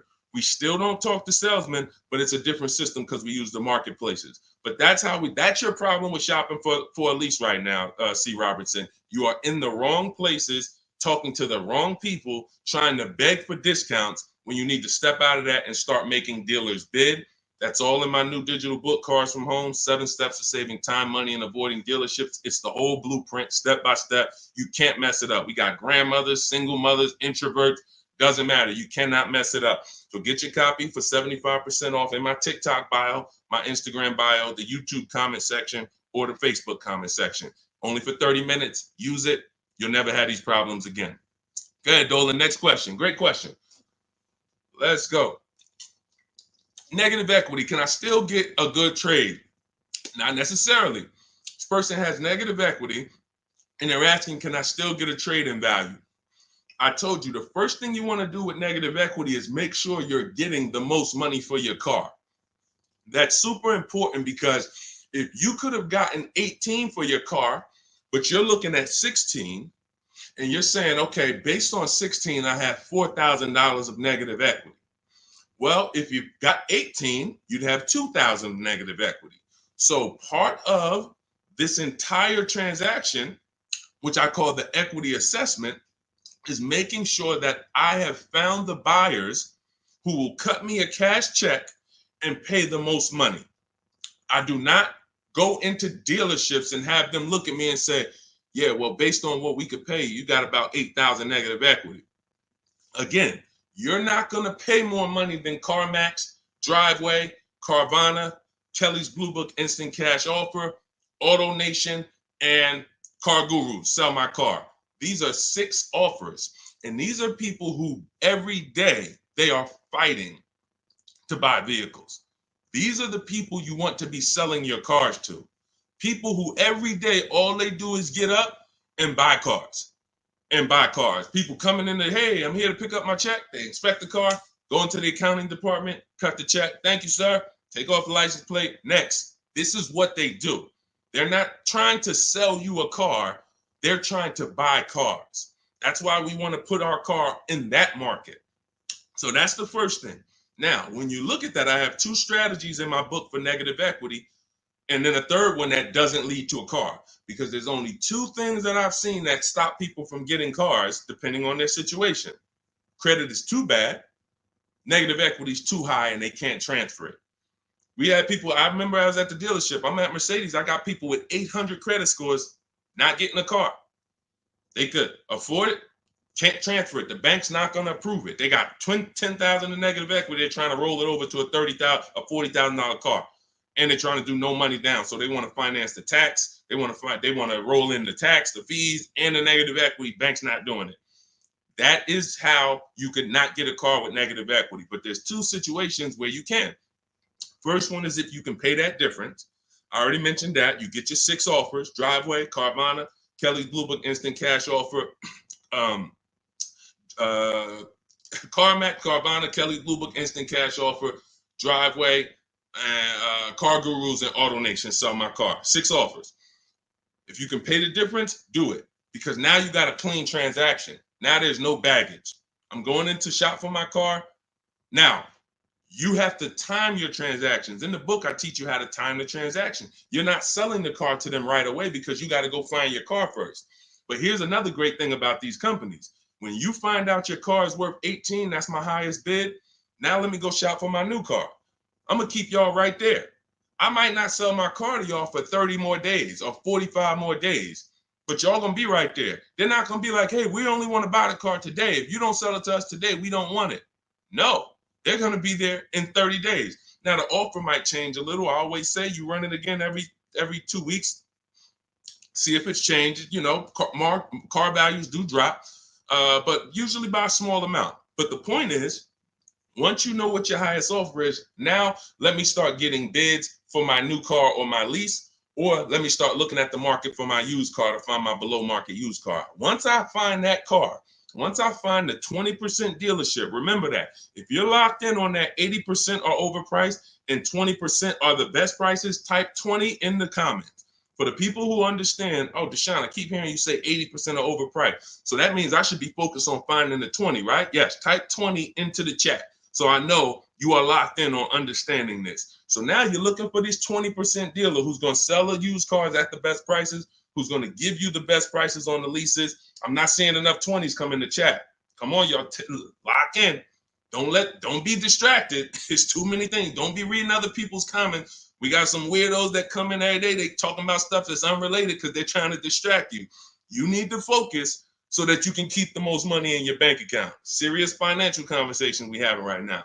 So now you're shopping for your 20% dealer. Now, perfect. I found my below market used car. I found my below market offer on my lease. Now, as soon as I find that, I'm asking the used car manager there that I'm about to make the deal with, can you look at my car? Can you tell me what my car is worth? Now, we do this online, because a dealership, no used car manager worth their weight or worth their title can't put a number on a car without seeing it. They do it all day long. Sit there, look at the auction, put numbers on cars. So we can literally say, hey, can I send you all the information about my car? Can you give me an idea of what you could pay for it? Once we send them the year, make, model, send them pictures, they might say, okay, look, I'll give you about 17 for it. I need to see it. They're always going to say, I need to see it 100%. But you're about to go over the finish line with them. So now what they can pay for the car is what they can pay. You can't look at what CarMax was giving. You can't look at what you were getting through AutoNation, the car buy. You can't do that, because again, this is a dealership who's beat all their competition to sell you a car. That means they're selling you the car at the lowest price. The chances of them being able to beat all the competitors who wanted to buy your car is very, very slim. Very slim, almost impossible. But every now and then you will run into a deal like this. And this just happened with Melissa. Where's Melissa? Melissa, she gets her 2025 Honda Pilot. She didn't want to buy anymore because I told her about the 8-year rule. She found out she wasn't keeping her cars 8 years. She should be shopping for leases. She was spending so much money buying these cars, replacing them every 3 to 5 years, and she was losing on resale and depreciation. So once she learned about the 8-year rule, this is step 1 in my book, she said, Deshone, I'm not buying anymore. I'm going to be leasing. So she shops for her below market lease. She ends up getting a cash check. She gets her highest offer from Carvana for her old 2018. It left her with $12,000 of equity. Now, once she made her deal on the Honda, she asked the used car manager to look at the Kia. He matched the Carvana offer and gave her $12,000. That does happen sometimes. Every now and then, you're buying from a dealer and they can look at that used car and say, you know what, that car is valuable to me. And they will be able to match the offer that you got from the online buyers. But it doesn't happen in most cases. So you usually, but you don't want to get rich. You know, if I knew that I was getting 19 over here and they tried to offer me 14, that's when I'm going to be like, hold on, I might have to go and look at my other offer or my next best offer, because it sounds like you're a little too low. But this is what you are. When you're at the mercy of trading, this is what you do. You can look at the market value of what you get and you're like, I know you're giving me nowhere near that. That's why I need y'all not to be trading cars. Get out of negative equity, stay out of negative equity, understand the cause for negative equity. You should be leasing cars, not buying them. The reason you have negative equity is because you buy cars, take out 5-6 year loans, 7, God forbid longer than 6. You're not paying them off. You're replacing the cars before the loans are paid. And this is continuing to keep you in a cycle of burying yourself in negative equity when you could be paying hundreds of dollars less, leasing cars, getting the mileage you need because you pick the mileage on a lease, driving new cars, always under warranty, and paying a whole lot less hassle-free if you just understand leasing. So feel free to ask questions about leases, and we'll go into detail about that. But that's the answer to your question. Everything we're teaching is in my new digital book, Cars from Home, 7 Steps to Saving Time, Money, and Avoiding Dealerships. You can Google it. You want to jump off and go Google that book. It's 5-star rated. Thank you to everybody who's reviewed it, rated it on Goodreads. Part of our welcome offer, you get your copy for 75% off. You won't pay the normal $97 price. It'll be in your inbox in 5 minutes. You'll have everything I teach for below market deals on leases, purchases, new cars, used car, high mileage drivers, understanding leasing, everything in minutes. In my TikTok bio for 30 minutes, Instagram bio, the YouTube comment section, or the Facebook comment section. Get there before 30 minutes is up, because after that, the price goes back up to $97. That's our welcome offer. Go ahead, Dolan. Next question.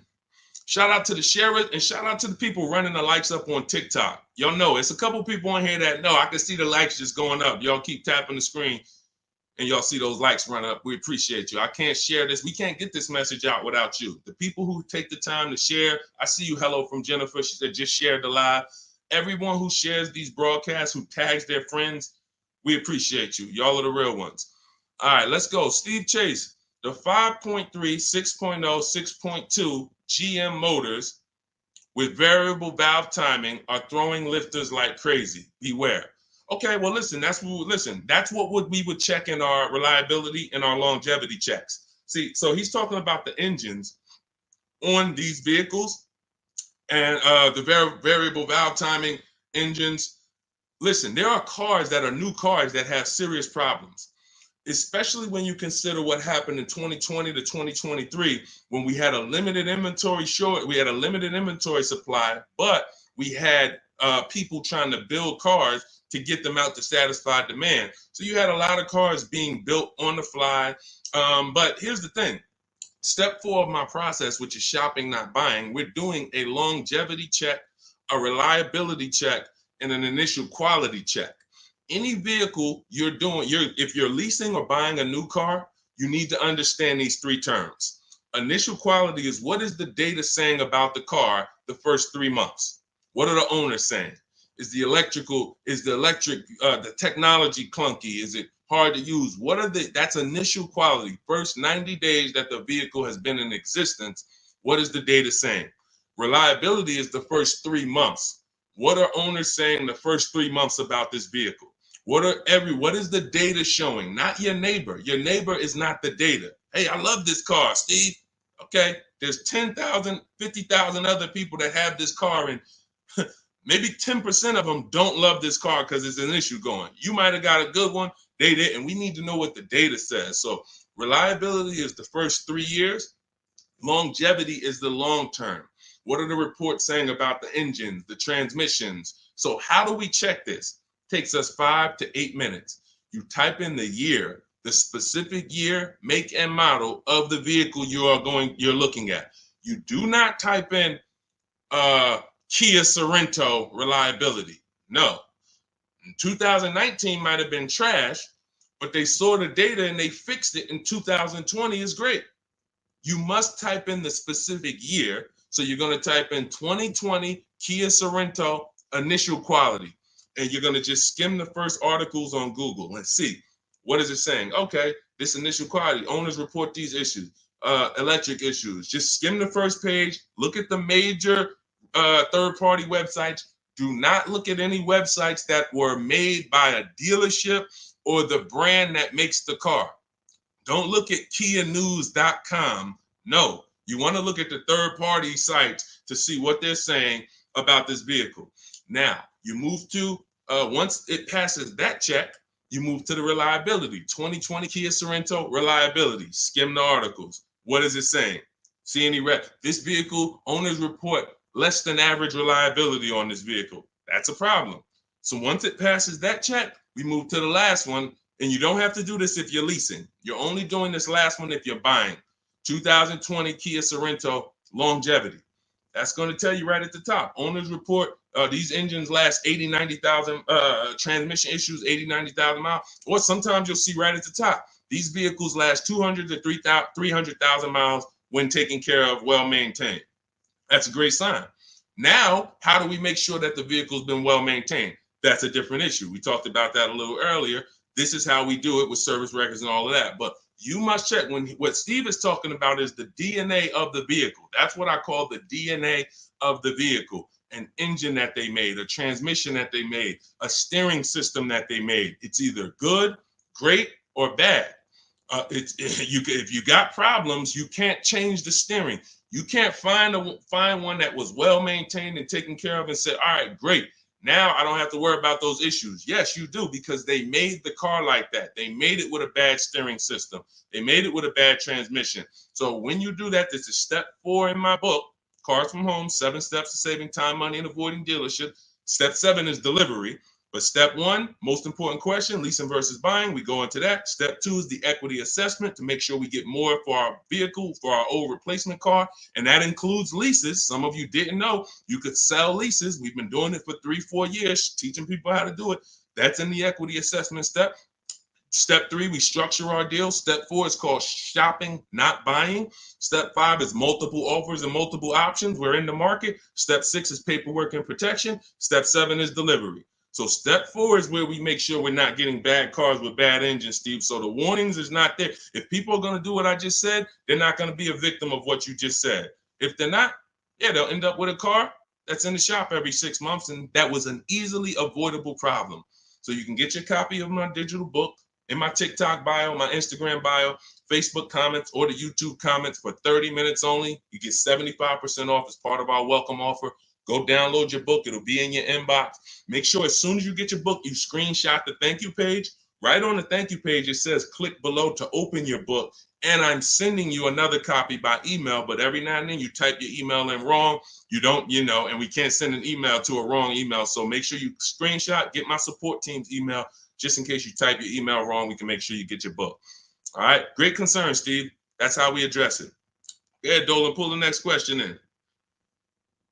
All right, great questions today. I'm loving these questions.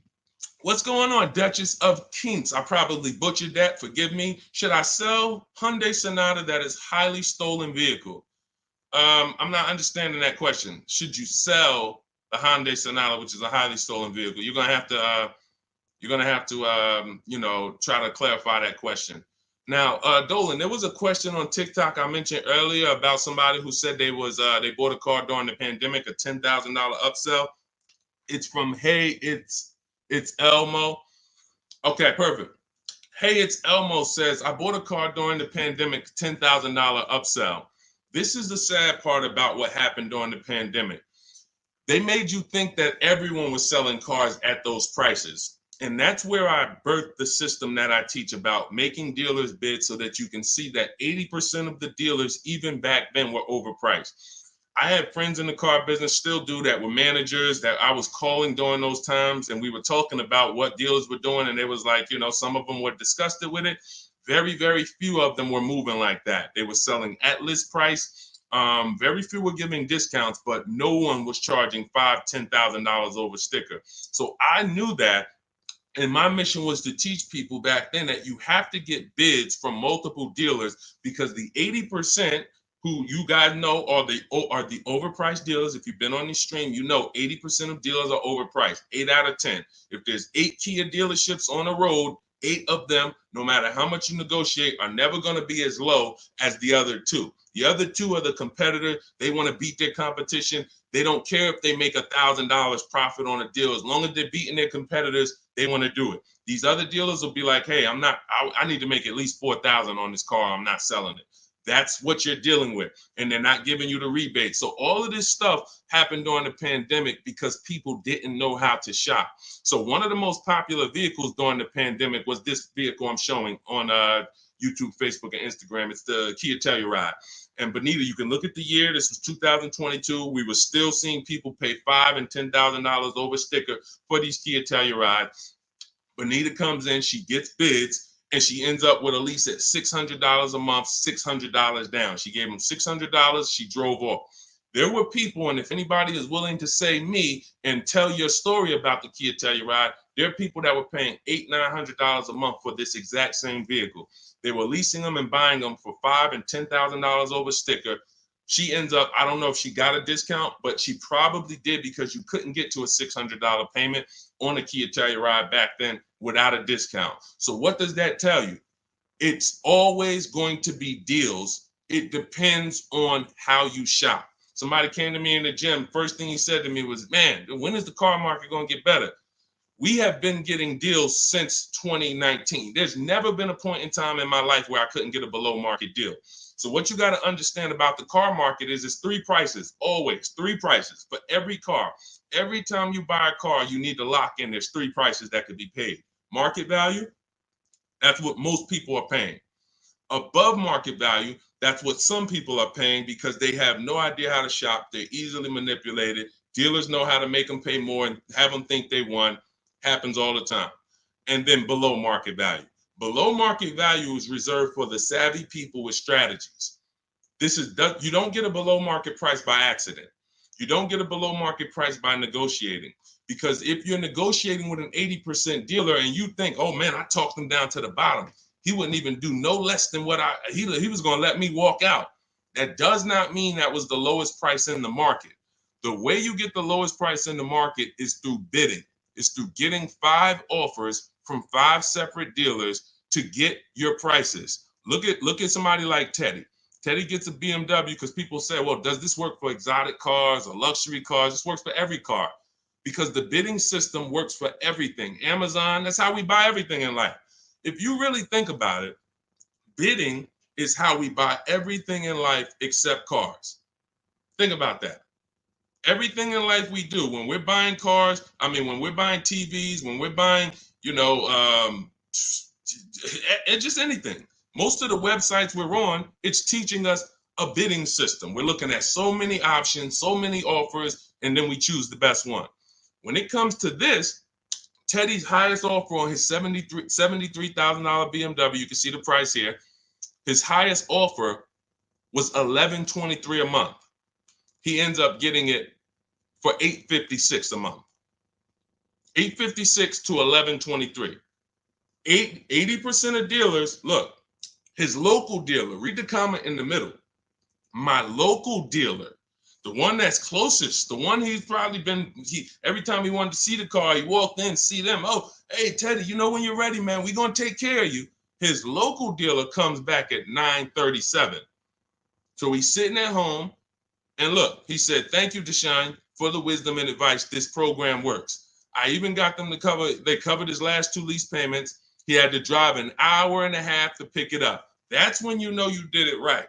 When you got to drive an hour and a half to save $5,000, that's when you know you did it right. Because a lot of times those dealers who are far from you, when they see your zip code come in on their website, man, this person is nowhere near us. They look at it as an opportunity to take a deal from their competition. And they love doing that. They love being able to say, all right, I would rather have our license plate frame in their city so that they know we got that deal. But the ones closest to you, sometimes they feel like they own you. Come on, Mo, you know, how many cars have I sold you? Remember, your father used to buy cars from me. They don't want you to shop. So when you understand that you are going to overpay by not shopping, it's a guarantee because that is how the car business makes their billions. I always say that's how the banks make their billion. We didn't get into the banks yet. We didn't get into making banks bid. The banks make their billions the same way. They don't want you shopping other banks. They want you locked in. Here, get a pre-approval. Lock you in. You got 30 days to find a car. Then you got to come back and get another pre-approval. Everyone wants to lock you in.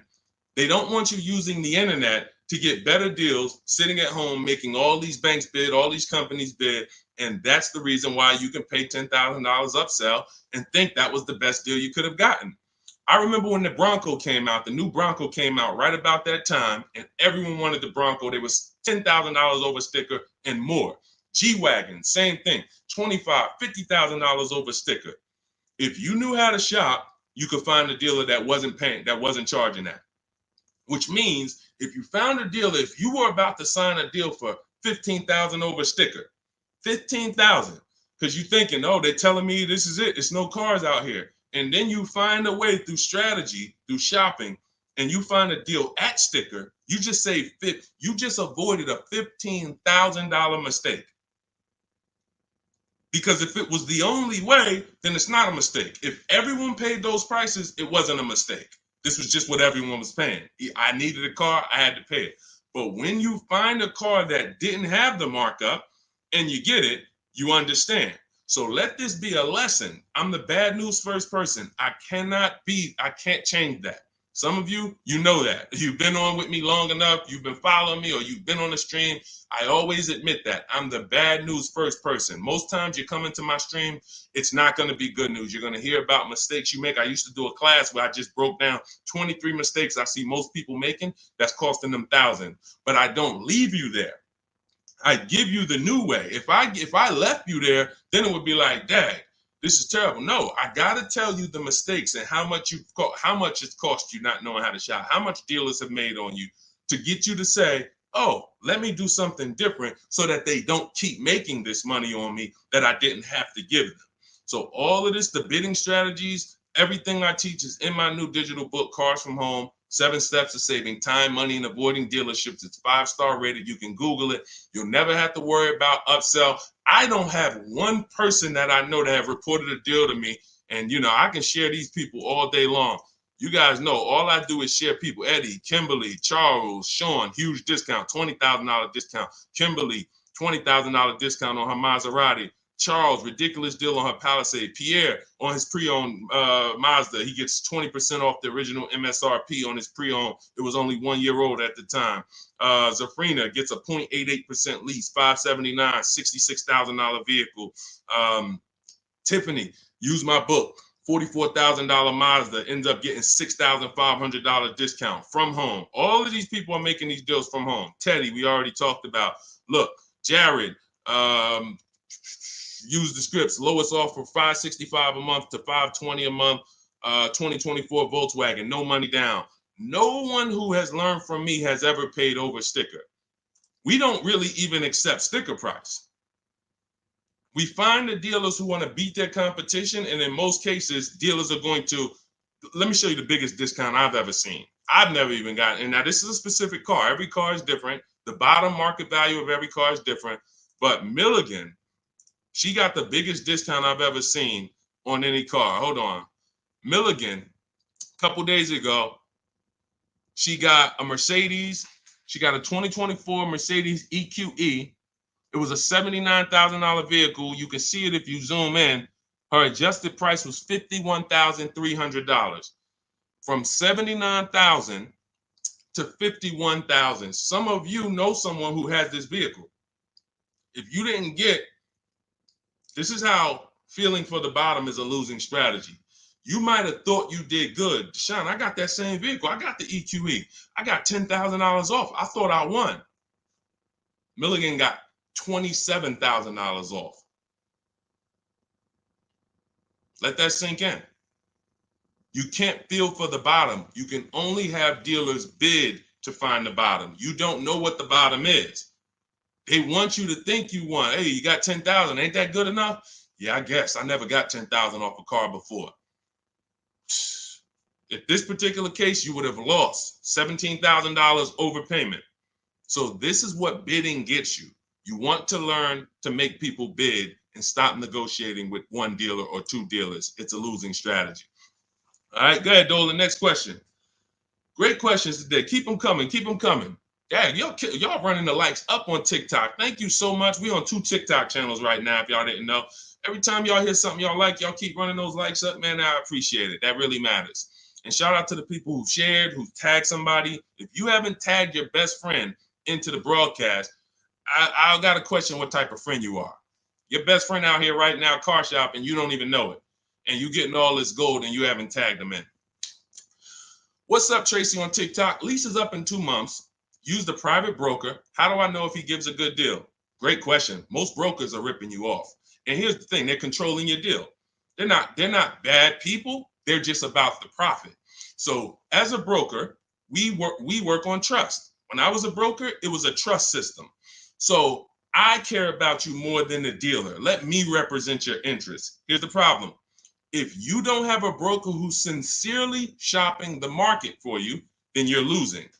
We always separate our transactions. I call them the 3 pillars of great car deals. Who you buy your car from, that's one pillar. You need to get a great deal there. You need to get the best deal, who you buy your car from, 80% to 20%. Who I sell my car to, that's another transaction. And that includes an old lease. We haven't talked about selling leases yet. No one's asked. But we sell leases. If there's equity, we sell them. So if you give that broker your old lease and you didn't do an equity assessment, now they have control of that. And then lastly, if you're not leasing, you're getting a loan, who you get your loan from. That's the 3rd transaction. So there's money in each of these transactions. There might be $7,000 with rebates and discounts in the car you're buying. Could be more. You saw Milligan's deal. She got $27,000 off. It was huge rebates that no one knew about. Then you have money in your old car. You might have a couple thousand equity in your lease or equity in your old car. Now you're giving them control of that. And now the car that you're, if you're getting a loan, the interest rate, you're giving them control of that. If you could have got 5.9, but they're giving you 7.9, then there's markups in your interest rate. There could be $2,000, $3,000 in markups there. So you're giving them control of all of this money. So how do we sincerely know if a broker has gotten us a great deal or not? They're giving us a market report. See, in Cars from Home, in my book, you're going to learn to do a market report. Very simple. 25 dealers in my book, step 5, we reach out to 25 dealers online. Takes us 20 minutes for a new car or a lease. I call it the 25 to 5 because we're connecting with 25 dealers online using my email script, and we're going to get 5 offers minimum. 25 to 5. So at the end of making our deal, everyone who I just showed you has a market report. They know what this dealer said, what this dealer said, what this dealer said, what this dealer said. This dealer didn't have a car. This dealer didn't have a car. This dealer had a car, it was the wrong color. This dealer, then they have these offers so that they know they didn't leave any money on the table. And they do this in 90 minutes. So literally connecting with 20 dealers takes 20 minutes. Using my scripts and all my copy and paste stuff takes 90 minutes to make these deals online. And we know that we didn't overpay. If you're buying your new car, you're looking at all these offers, you guarantee I didn't overpay. If you're getting your selling your old car, what are the numbers from CarMax, Kelly's Blue Book, Instant Cash Offer, Carvana, Driveway, AutoNation, and Car Gurus? What are those 6 offers? If the broker didn't tell you this is what the 6 offers are, this is what your offers are for your old car, they usually have a wholesaler that buys the cars from them. Hey, this person wants to sell a car. Hey, what could you pay me? And then this wholesaler cuts them a check for $1,000, $1,500, $2,000, and then they take the car. They're using their network. They're not taking you to the market. That's the problem with brokers. When I was brokering, I had a network, but it was always trying to expand. But here's the thing, every dealer doesn't work with brokers. Every dealer won't pay a broker. So you might think, well, I paid them $500 or $1,000. They want to also get paid from the dealer. The dealer cuts it. That's why most brokers make deals with the same dealers, because those are the dealers who do business with brokers. They'll cut them $1,000 check, $2,000 check. If you bring them a heavy customer who gets a G-Wagon, they'll cut them a $4,000 check. If that's not in their network, they're not going to shop you to those people. So you're giving control of people, you're giving control of thousands of dollars of your money to someone who's going to control it on a process that you could do in 90 minutes once you learn my strategies. It's no point in you could be a broker. Anybody who uses my strategies could literally go to people in their town and say, hey, man, I'm a master at this. Pay me $500, I'll shop for you. This is how I would broker. I would be getting reports. If I was shopping for a used car, using my strategies in my book, the multiple marketplace strategy, you're able to see the low side of the market. I teach you how to assess what are the low side, what's the high side. I teach you how to narrow it down to your top 3 to 5 choices. I teach you how to get the new car price so you know what the real discount is and what the real equipment is. You could give that to a customer. They'll be like, no one's ever done this for me. That was worth every bit of the 500 I paid you, 700 I paid you. But if a broker is not doing that and giving you a transparent spreadsheet of offers, then they just controlled your deal, sold it to their network, and collected the biggest check for you, for themselves. That's how it works. So get your copy of Cars from Home, my new digital book, 7 steps to saving time, money, and avoiding dealerships. Part of our welcome offer, you get it for 75% off. It'll be in your inbox in literally minutes. You can go to my TikTok bio, my Instagram bio, click the website, or my Facebook comments, or my YouTube comments. Click the website to activate your 75% off. Get your book. You'll have all my strategies for below market leases, paying less than everyone for new cars, used cars, how to get quality cars, high mileage drivers. We got a lot of questions that haven't been asked today. High mileage, selling leases, all of this stuff we haven't talked about. That's all in there step by step to make sure you pay less than everyone else and you do it from home without having to negotiate or beg or have down payments or any of the stuff that they want you to think you need. But after you get your book, make sure you screenshot the thank you page because it has my support email on there. It's my team. In case you type your email wrong, we'll make sure you get your book. We can't send the book to a wrong email. Also, as soon as you get your book, you'll see a link below. It says click below to open your book because you might want to just open it and save it right there to your computer and then come back to the stream. But go get your book. It's part of our welcome offer, but it's only for 30 minutes. Once the 30-minute timer is up, price of the book goes back up to $97. And some of you knowing what you know, knowing what we've covered in this stream so far, you understand the book is worth every bit of $97. It's worth more than that. That's a book that I could actually sell for $297. And the people who get it would be like, this book was worth every bit of the $297. So even if you miss the 30-minute timer and it's $97, it's worth every penny. But you need to get your book if you don't want to bother remembering this or whatever. It's my whole blueprint. And Google it. Google it if you want to hear from your peers about how great the book is. Thank you to everyone who's reviewed it, everyone who rated it. It really matters. All right. Goody from TikTok. Does your book explain how to find out if dealership has rebates? So a dealership doesn't have rebates. The manufacturer has rebates. See, they make you think we have a military deal. We have rebates. No, it goes to the region because the manufacturer has to keep the dealerships competitive. So he can't give one Jeep dealer $2,000 rebate without giving it to the other Jeep dealers. It doesn't come from the dealership. It comes from the manufacturer. This is a clue for you to understand that one dealer can't do something another dealer can't do. If one dealer who earned your business, when you use this bidding system and you start getting at least 5 offers for cars, beats everyone else, you'll see, wow, they're taking off $10,000. These other dealers wouldn't take off no more than $5,000. What, did they have better programs? No, they didn't. They just were comfortable selling and competing against their competitors to beat them, and they gave you all the rebates and everything they had to make a deal with you. These other dealers wanted to make $5,000 on you, $7,000 on you. They weren't going to go below that. So when they said, hey, Goody, that's our best offer, they weren't lying. That's their best offer, but it wasn't their competitor's best offer. So the only way you are going to get the rebates is for you to understand you cannot ask for them and get the truth and know the truth. You have to get bids to reveal the truth. You could have a $5,000 rebate on a vehicle. Dealer might come to you as you walk in because you're negotiating and that's what they like. And then you say, hey, give me your best price. And they say, okay, well, I'll give you this. And by the way, we got a $2,000 rebate I threw in there for you. Oh, that's great. Now you think you're doing good. They just told me about a $2,000 rebate I didn't even know they had. You go to another dealer, they tell you it's a $3,000 rebate. But once you get bids and you're looking at 5 to 7 offers, you see, wow, it's actually a $5,000 rebate. You have to reveal that. We had a woman in California, Shonda, she was buying a Volvo XC60 or XC90 at the time. She's using our strategies. She's in Northern California. She got a Costco program rebate on our scripts in my book. I teach you how to put any affiliations you have. There's certain things you must have when you contact a dealer for a new car quote or a lease quote. They need to know your zip code, what you do for a living, what vehicles in your household. Many of you can't get quotes because you're just not giving the dealer what they need to actually give you a quote. So that's why I have the templates in there that you just fill in, send it to them. So on her deal, she sees that there's a rebate for Costco members. There's also some other rebates, but she found out that the best price she was getting was in Southern California. It was $3,000 or $4,000 less than all the dealers in Northern California. So I said, well, what are you going to do? She said, I just booked a plane ticket. It was $79. I said, that's exactly what I would have did.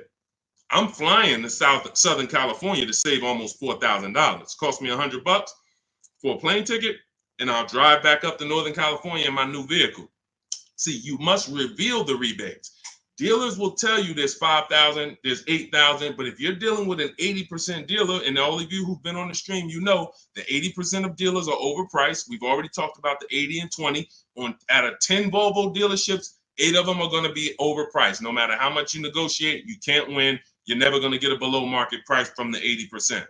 But the 20% are going to reveal what the true rebates are. They're going to reveal what they have to work with. They're going to, if they have $5,000 of negotiating room and they're trying to beat their competition, they're going to give you like $4,000 of that plus the rebates. They don't care if they're only making $1,000 on the deal because they want to sell the car and beat their competition. The other dealers, the 80%, they're not there. We're not making less than $5,000. We're not doing the deal.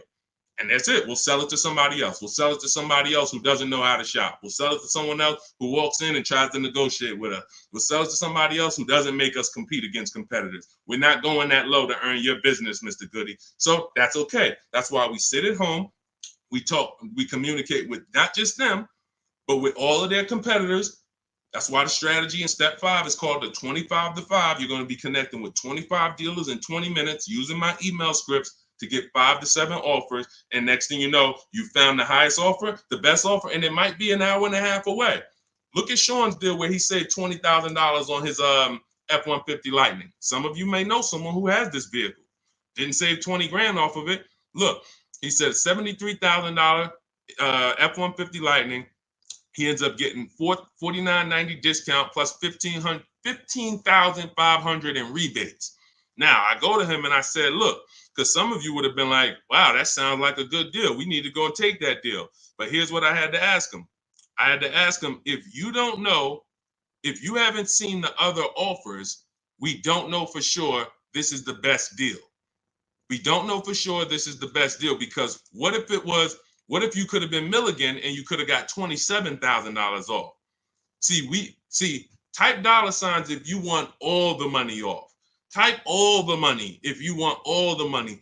If you would be mad saving $20,000 because you could have saved $27,000, if that extra $7,000 would make you mad, would bother you, you didn't get that, type all the money.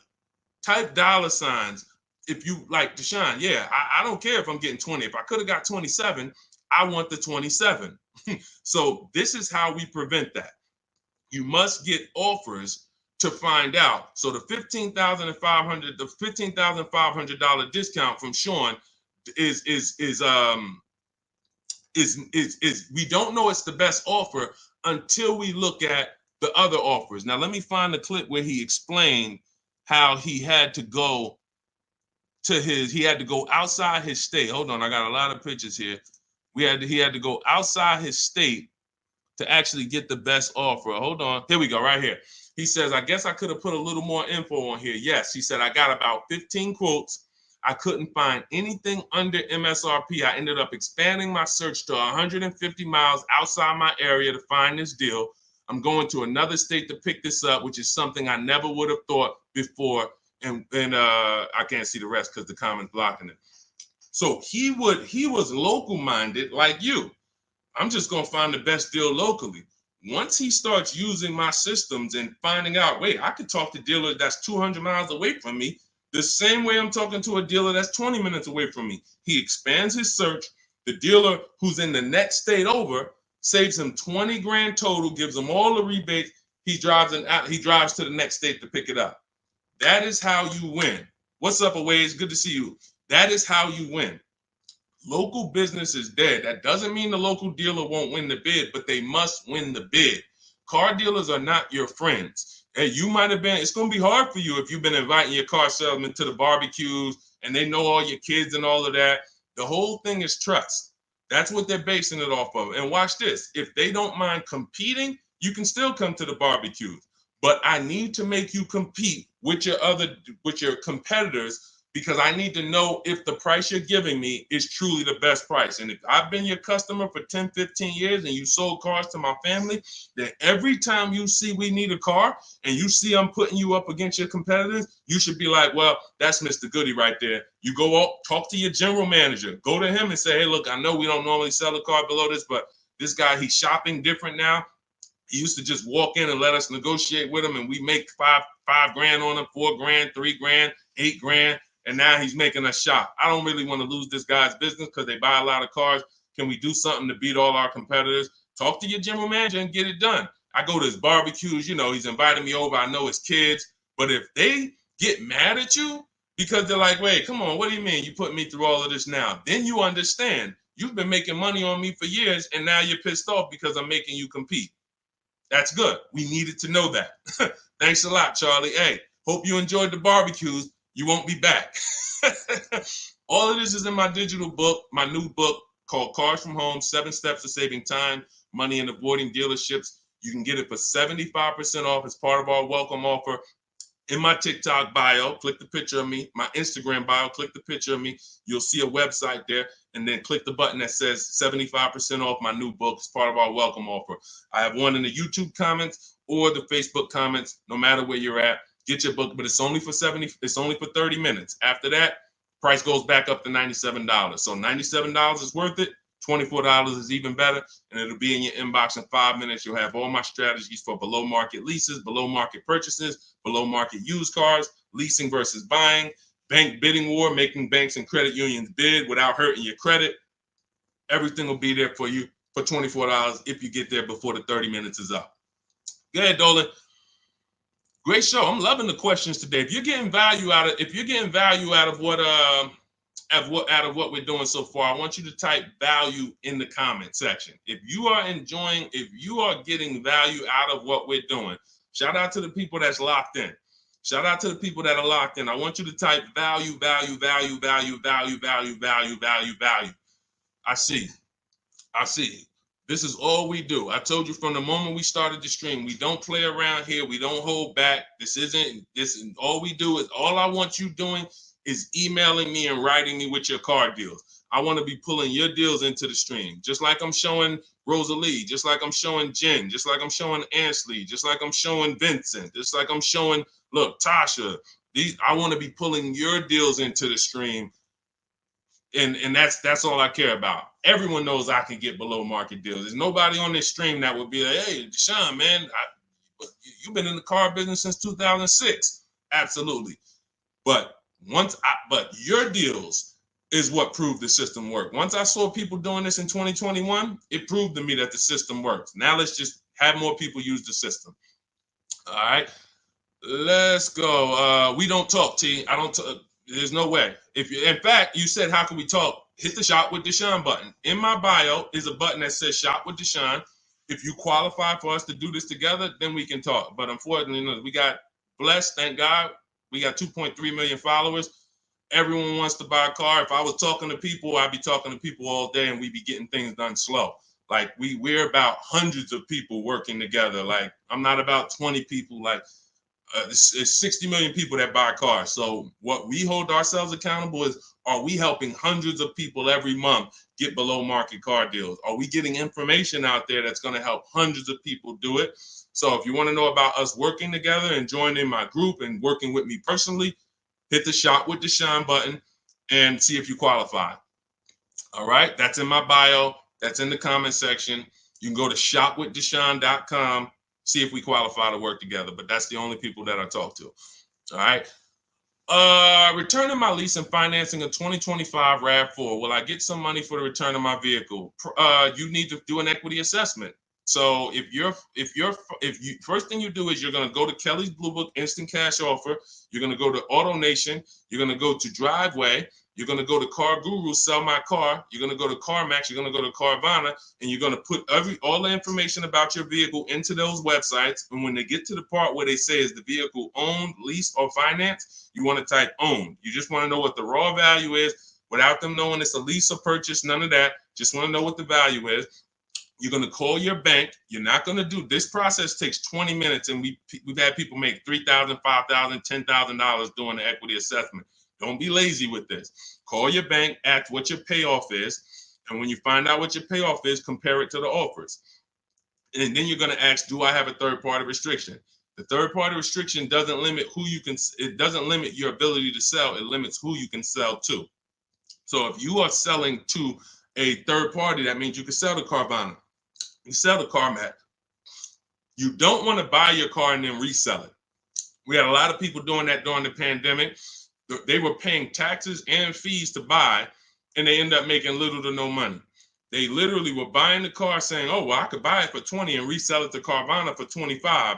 But when they bought it for 20, they had taxes, fees, and by the time they went to sell it, they only made $1,000.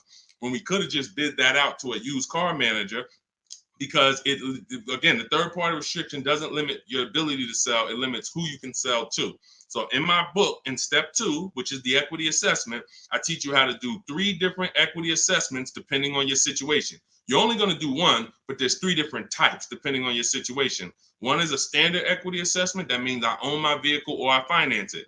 So who didn't know that you can sell a car that you actually have a loan on? Type me. Some people thought, oh, I thought I had to wait for the title. You don't. You can sell a car you have a loan on. So that's the first equity assessment, own vehicles and finance vehicles. Second equity assessment is lease vehicles. Third equity assessment is leases with a third-party restriction, and we bid it out to a used car manager. So these are the 3 ways we do an equity assessment to make sure we're not leaving any money on the table.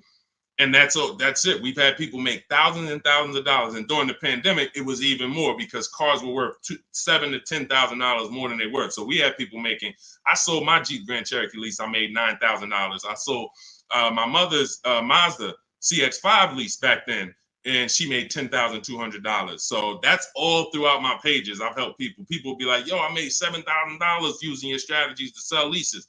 Yo, so we had plenty of people then. Now, values are normal again, but you do still have people that are making $2,000 and $4,000 depending on the resale value of your cars. This happens, and some of you low mileage people, you're like, Deshone, I signed up for 45,000 miles, but I only put 20,000 miles on it. Oh, you're going to sell the car, you're going to make money. So we're going to do that's the equity assessment. But here's what I'm also concerned about: you're going from a lease to a finance. You're not keeping your car 8 years. You should not be financing. You're going to pay a lot more. To lease a RAV4, it might be $400, $500.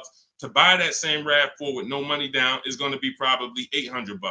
So you're going to put a whole bunch of money into this transaction to go into a purchase coming from a lease. Very rarely does that make financial sense because you have to have changed your lifestyle altogether. You have to go from, all right, instead of leasing and driving new cars for cents on the dollar, I'm going to go to a purchase. So here's what normally happens. You overpaid for your first lease. They charge you a ton of money on your first lease. You didn't realize that they were charging you a lot of money, and you think that's normal. You think, well, that's just what leases are. You're not doing these deals like Danielle, where you're driving $45,000 vehicle. She got a $44,000 Audi, and she's paying $550 a month. Or Greg, $56,000 Kia EV6. $527 a month, no money down. All of these are no money down deals. You can read the comments if you're on Facebook, if you're on YouTube, screenshot the comments. Look, Maserati, Kimberly's Maserati, $91,000 vehicle, first month payment. Look, down payment, first month payment only, $944 a month. That's a 1% lease. Look, Charles, Palisade lease, $48,000 vehicle, $597 a month, no money down. Look, Zafrina, $66,000 Jeep Grand Cherokee, $579 a month. You're not doing leases like this. They overcharged you for your lease. You overpaid for it. And now you're like, well, I might as well buy the car. I've had people say that on comments. Well, leasing, it costs the same amount to buy. Well, you just overpaid for your leases and you think that that's normal. So now you're comparing overpaying for leases to buying. And yeah, it might be a similar price. But you compare these deals, look, Zafrina's 0.88% lease, $65,000 vehicle, that would normally be $1,300 a month to finance, $1,200 a month if she went in there with no money down to finance that. So I'm big, besides the actual returning of the lease and that equity assessment, I'm more concerned about why you're switching from a lease to a finance. And it's usually because you overpaid for your lease and now they talked you into just buying a car because you didn't see any value in overpaying, because there's something I call the 1.5% rule that I created, which shows you when you've overpaid for a lease. You take the MSRP of the car and you just multiply it by 0.015. Your payment cannot be any more than that with no money down at 12,000 miles per year. So if I took my car, if I'm looking at a $50,000 car, the max I do multiply by 0.015. The highest my payment should be with no money down is $750. With no money, and that's the highest. That doesn't mean that's a great deal. I just showed you 1% leases, 1.2% leases, 0.88% leases, but this is where it caps out at. This is where it doesn't make sense to lease the vehicle anymore. You're paying too much money for a vehicle you're giving back. If I multiply that by 36, I'm paying $27,000 over 3 years for a $50,000 vehicle. There's no value in leasing that vehicle more than that. There's no value. I'd be better off buying it, but we don't do that. We just go pick another vehicle because that vehicle usually has a bad lease program. If you're shopping, if you just went into one dealer and you're dealing with an 80% dealer, then no, you probably just dealt with an 80% dealer. They overcharged you, made $8,000, $9,000, $10,000 on you, and left you out. And you were just like, well, I guess this is it. No, they made a ton of money on you, but that's why you need to learn how to get below market leases. You'll never hear me say you should be leasing cars if you're not keeping your cars 8 years. You'll hear me say, if you're not keeping your cars 8 years, you should be shopping for a below market lease. A below market lease. 1%, 1.2%, no more than 1.5%, getting bids so that you can get all the discounts and all the rebates, and so that you don't end up in an overpriced lease. Below market is all that matters. All of these deals I just showed y'all, if you type them into Google and you saw what the advertisement is for those same cars that we just went over in the last 3 minutes, you would be like, those deals, none of those deals, Danielle, Kimberly, or her Maserati, none of them are even nowhere close to what they're advertising those cars for. That's how you know they're below market leases. All right? All of this is in my new digital book, Cars from Home. You get your copy for 75% off. That means you'll get it for $24 if you get there before the 30-minute timer is up. It's part of our welcome offer. It's called Cars from Home, 7 Steps to Saving Time, Money, and Avoiding Dealerships. It's a digital book. It'll be in your inbox in 3 minutes. You can get it in my TikTok bio, in my Instagram bio, in the Facebook comments, or in the YouTube comments for the next 30 minutes. Make sure as soon as you get your book, you screenshot the thank you page. And on that thank you page is the link to open the book. So you can literally open it, start using all of these strategies for the rest of your life. And every time something changes in the market, I update the book. Vroom used to be in the book. Some of you know Vroom went out of business. I went right into the master file, took Vroom out, updated it. If I update a script, I go right into the scripts, update the master file. You open the book. Every time you open that link, it's a new copy of the book. So that's the things I couldn't do with a physical book. Things change. We use online systems. New websites come into the business. Websites go out of business. We need to make sure it's flexible. Every time something happens, we update it. Boom, and you got the latest and greatest strategies. Beautiful. Grab your book, 75% off before the 30-minute timer hits 0. All right, y'all. Listen, we did a lot. I have bad credit strategies in there, Lady Faber. Or no, in your case, you have fair credit. So I like to see you get your credit up to like 660, 670. Same thing with a house. If you got 625, you qualify for some programs. But if you get yourself to a 660, 670, you qualify for better programs. So I like to say with cars, get yourself out of that manipulation zone. That manipulation zone is really the mid-6s. Most people could qualify for tier 1 on a lot of vehicles with a 670 score, 660. And it also depends on your profile. In my book, I teach you about profile. It's more important than score. You know, profile is part one. Your score is part of it, but also part of it is your income. Also part of it is comparable credit. Do you have any car loans that you've paid on time? If you've paid your car loan on time for the last 2 years, It's much easier to get approved for the next car, because a lot of banks will look at you and see, all right, I see you had some trouble with the credit card, but you've never missed a car payment. Those people, that weighs, that matters. So I talk about this in my book. But if you can get yourself up to a 660 score, 670, that puts you in a position to really qualify for a lot of major leases and tier one programs. So, all right, y'all, listen, this has been great. This has been great. We had a lot of great questions today. We'll be back for another stream. All of you who have the book, I want you to send me your deals. When you make your deals, email them to me so that I can bring them into the show. I got a lot more people, a lot of emails. I don't always get a chance to go through my emails because I get a lot of them, but I got to go through a lot of my emails because I have people who are sending me their deals and I haven't had a chance to bring them into the show. But yes, good morning. I got the book already. I'm confused about how to calculate a deal on a used car. Just when you narrow it down to your top choices, get the new price, use the true value calculator, you'll see, put the new car price in with the asking price, and it'll tell you what the true value discount is. We buy based on the true value discount. We didn't get a chance to talk about that in the stream today. Again, there's so much in the book. We could be here for 2.5 hours talking about different things, because me talking to you about leasing is different than what I'm talking to a person who's buying a used car about. That's different than a person who's buying a used car cash or buying a new car cash. That's different than a person who's going to be using the bank bidding war and putting banks against each other. That's different than a person who's going to be coming from a lease selling their lease. That's different than a person who's going to be selling their lease with a third-party restriction. That's why in my book, you're not reading everyone's strategies. You're only reading what matters to you. I have links where it warps you to the next section that is applicable for you. If you're not leasing, you're not reading anything about leasing. You're on the purchase path and you get to the end of the section and it says, okay, if you're purchasing, then based on this, click this link. If you're doing this, if you have good credit score, click this link, it warps you here. If you have bad credit score, click this, it warps you here. So it's all about making sure you're on a path that is applicable to you, not following a bunch of advice that is for someone else or even a deal you might make later. You'll use the used car strategies, but that's later. Right now, I'm on the lease path. I don't need to read about used cars. This is how you stay focused and get to your goal really quick. But that's how we do. Just follow it again. You got to realize this is a new system for you. You're not used to having a process. So if you need to just go through the steps again, let me make sure. He said, do this first. Let me make sure I did that. He said, go to the websites, open up accounts. Okay. If you didn't go to the marketplaces and open up accounts, you skipped the process.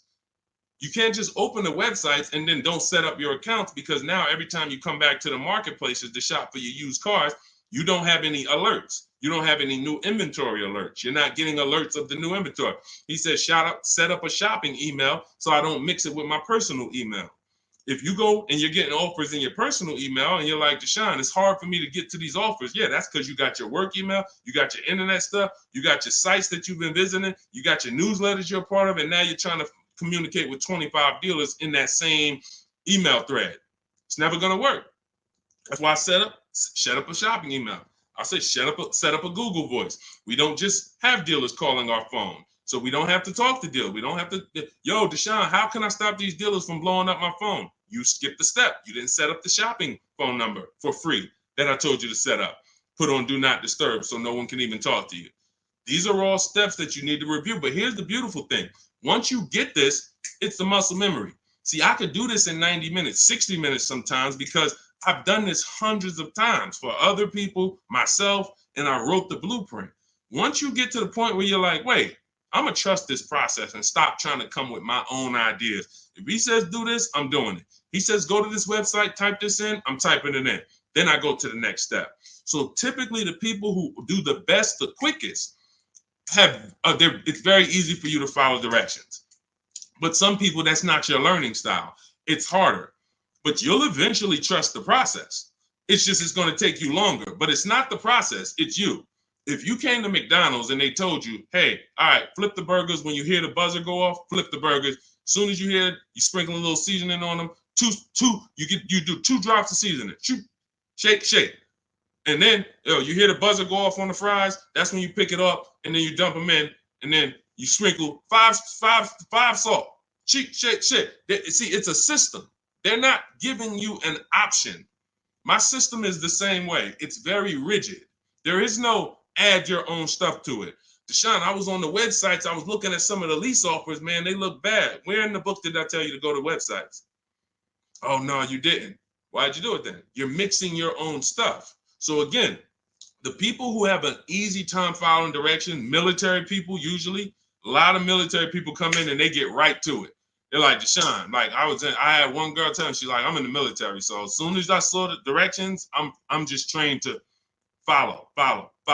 That's how I got to it quick. But some of you, it's going to take you a little while because you're an overthinker. That's okay. You'll realize once you get the deal done, you'll be like, man, I could have did this in 2 hours. It took me 5 hours because I just was overthinking. I'm doing stuff that he ain't say do. And that's the beautiful part. Because next time you get a car, you'll think less. You'll be like, all right, let me trust this system now. Third time you get a car, you're a master. Now it's like, all right, boom, boom, boom, boom, boom. That's the process. So get on the train. Get your copy of Cars from Home, 7 Steps to Saving Time, Money, and Avoiding Dealerships. It's a digital book, so it'll be in your inbox in 3 minutes. You can start using these strategies for the rest of your life, sharing them with your families, shopping empowered, making dealers and banks bid. You're no longer begging for deals. You're no longer spending an hour in a dealership. My God, I've gotten so many cars. I've never spent an hour in a dealership. Since 2015, I have not spent 1 hour in a car dealership to get a car, not one. And I show you my car deals, I talk about them, I pay less than everyone. Unless you were using my strategies, then we'll probably pay the same amount. But as far as the cars I get, every lease I've gotten, ridiculous. 1% leases, never had to be in a car dealership. So you could say goodbye to Deshone, I never got to spend more than an hour you never spend more than 30 minutes in a car dealership again. That's just what we do. That's just, the system proves it. So go read the book. Go get your copy, 75% off in my TikTok bio, my Instagram bio, the Facebook comment, or the YouTube comments. Click the link and then click the button that says 75% off. Welcome offer. Make sure you get there before the 30 minutes is up. All right, we'll be back. We will be back to talk more. But everyone who got the book, I will see you in the book because you'll be linking the videos with me. You'll see I got a bunch of surprises in there. So go get your book and I'll see you all on the next stream. God bless you.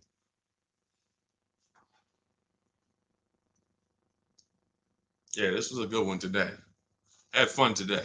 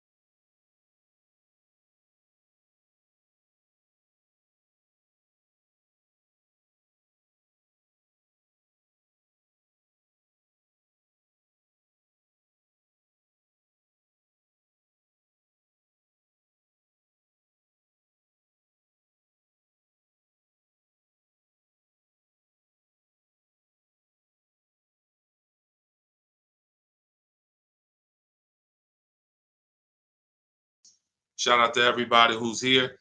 We're about to start our car shopping questions and answers live. We'll be answering as many questions about car shopping, leasing, buying, pre-owned cars as we can in about an hour. So feel free to start typing them, and we'll get the show on the road. If you don't know me, my name is Deshone. I'm known as Deshone the Auto Advisor. All I do is focus on teaching people online strategies to pay less than everyone else for new cars, used cars, and leases. I spent 14 years in the car business. In the last 3 years, I've been teaching people like you all around the country how to get below market deals. It's only 3 prices you can pay for any car: market value, above market value, or below market value. My mission for those who are locked in and willing to listen and willing to apply these strategies is for you to pay below market prices for any vehicle that you get.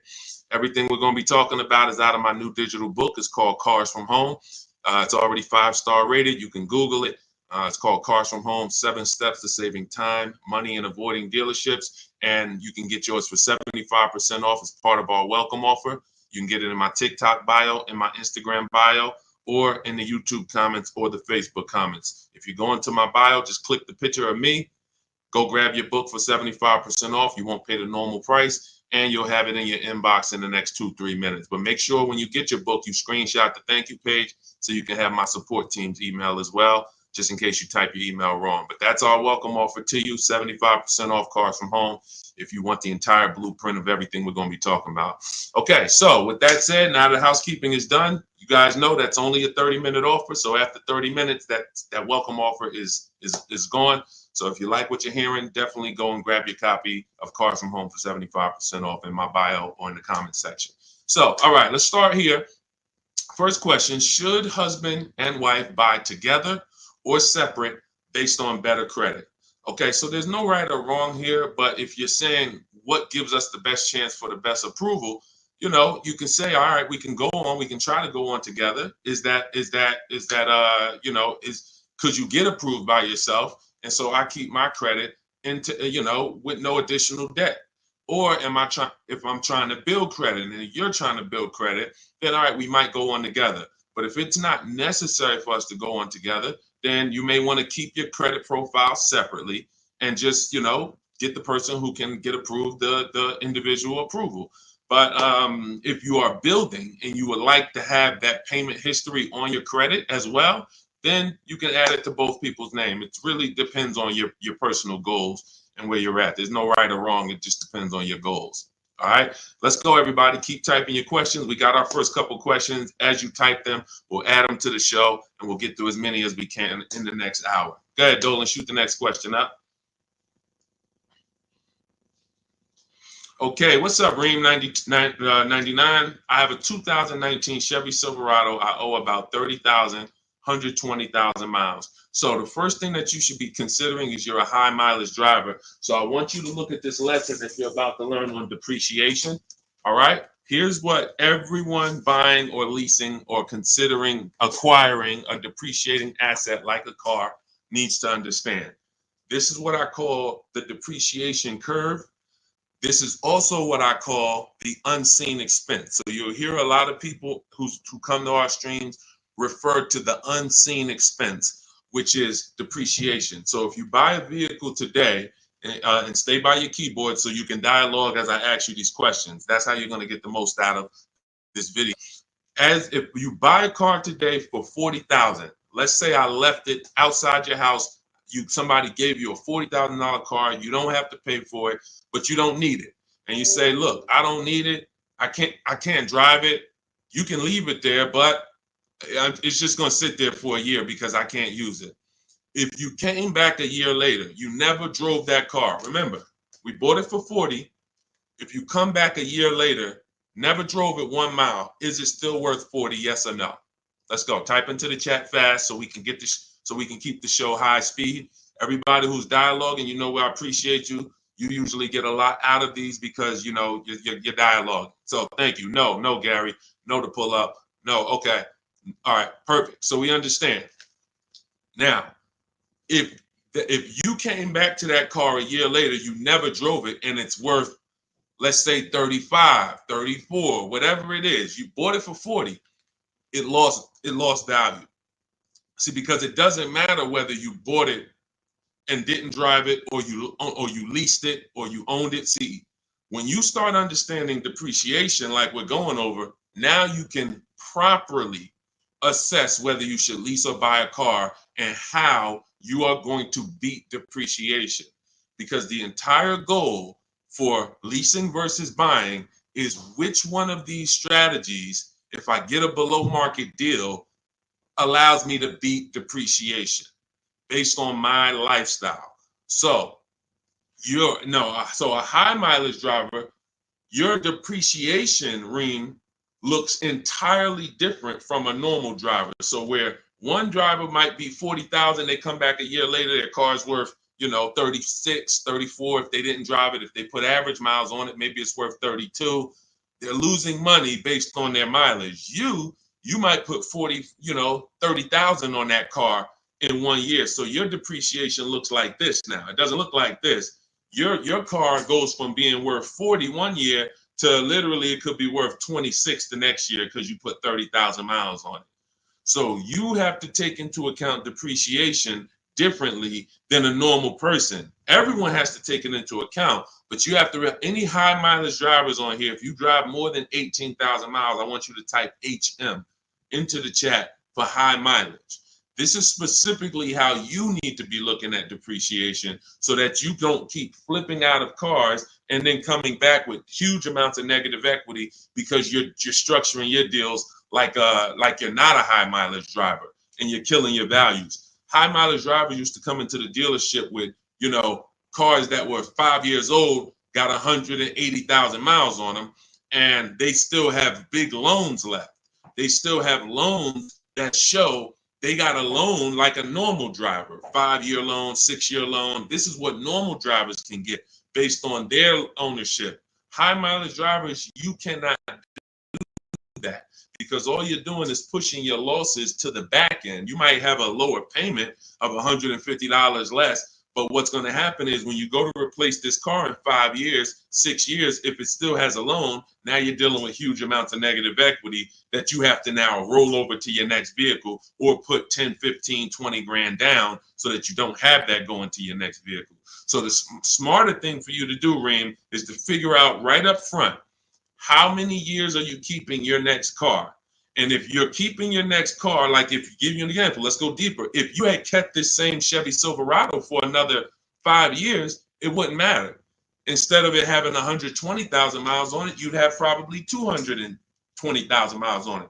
The truck could go that long. If you got a good one, a quality one, then you should be able to put that money. You should be able to get that time out of that truck. But because you're a short-term owner, you're considering a short-term replacement. Now you have to take into account leasing. Does it make more sense for me to get a below market lease on these vehicles, pay less, build in my mileage so that I can avoid depreciation? Because if you're buying these vehicles and then you're destroying the value and you're replacing them in 5 years, you're not getting all of that money that you put in that car back out of it. You could have put much less money into it and still driven the truck. So the whole goal is getting out of this stuck in the middle and thinking 5 years, 6 years is a long time to have a vehicle. It's not. You're still in short term because you're still in the big depreciation phase. See, once you get to about 8 years, that depreciation is going to start looking like this. So your truck this year is going to be worth about the same next year. It's not depreciating like this anymore, losing thousands and thousands every year. That's where you want to get to if you're buying.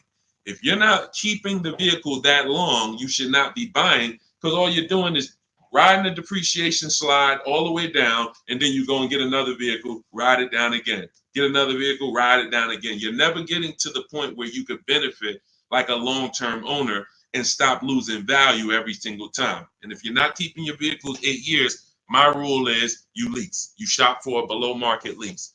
Now, we could go a little deeper on that. If somebody has a follow-up question, this is about business. I assume you're making money from that truck. So if you're making money from that truck, then you should be structuring your deal and your finances in a way that gets you the short-term wins and doesn't push the losses to the back like a negative equity. Big, like I said, you got a $400 payment, but every time you replace the vehicle, you got 15 grand negative equity. Smarter thing to do would be to have a shorter loan, higher payment slightly, but then when you go replace the car's paid off. Now, instead of having negative equity, you might have something that's worth 5 grand, 8 grand that you could use as an asset. So that's what it's about. All right. When it comes to these understanding this is all in my digital book. You have to understand depreciation is step one. Cue up the next question, Dolan. Depreciation is next step one.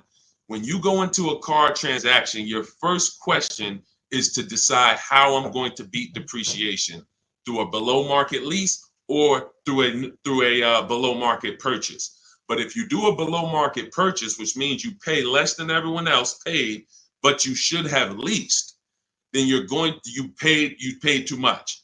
There's no one on here, myself included, who can get a below market purchase and then replace that car in 3, 4, 5 years and have it be less money than we would have spent on a below market lease. A purchase is always much more, even with a great deal, than a lease would be with a below market lease. So this is what we deal with up front. Leasing versus buying is the first step in my book, the most important question. That's the foundation of our deals.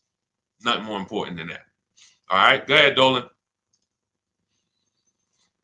All right, come on, keep typing the questions. I know we got a lot. We'll try to get through as many as we can in an hour. Okay, BMW X7, new or used. Okay, so if you're purchasing, which means you're a long-term person, you're going to beat depreciation through long-term ownership. Whenever you're purchasing, your goal is to beat depreciation through long-term ownership. So how many people have a vehicle? If you have a vehicle that you've had in your driveway for at least 8 years, I want you to type the number of years into the chat. Type the number of years into the comments if you had a vehicle more than 8 years, 10 years, type it in, 11 years, 13 years, 8 years, only if it's more than 8. I want to show you how you should be looking at purchasing and what your goal should be. What your goal should be when you buy. Okay, so I see somebody TikTok 15 years. I see, okay, brother, I see 11 years. Okay, anyone who has a car, if you have a vehicle in your driveway right now that you have had, William Smith, 12 years. Okay, if you've had it more than 8 years, type the number of years into the chat so that you can understand what we're about to break down here. Because you're asking Chuck T, new or used. This is totally based on budget. But after you decide what your goal is, which is a long-term purchase. All right, 9 years. I see you, Liz. All right, so when you look at keeping a vehicle as long as the people who just shouted out how many years they've kept it, this is what their depreciation looks like now. Some of them like this. Somebody like brother who he's had his vehicle 11 years, his depreciation is like this. What does that mean? If his vehicle today is worth $7,000, a year from now, it'll probably be worth close to 7,000, maybe 68, 62, 7. He's losing a very small amount through depreciation. He's beat depreciation.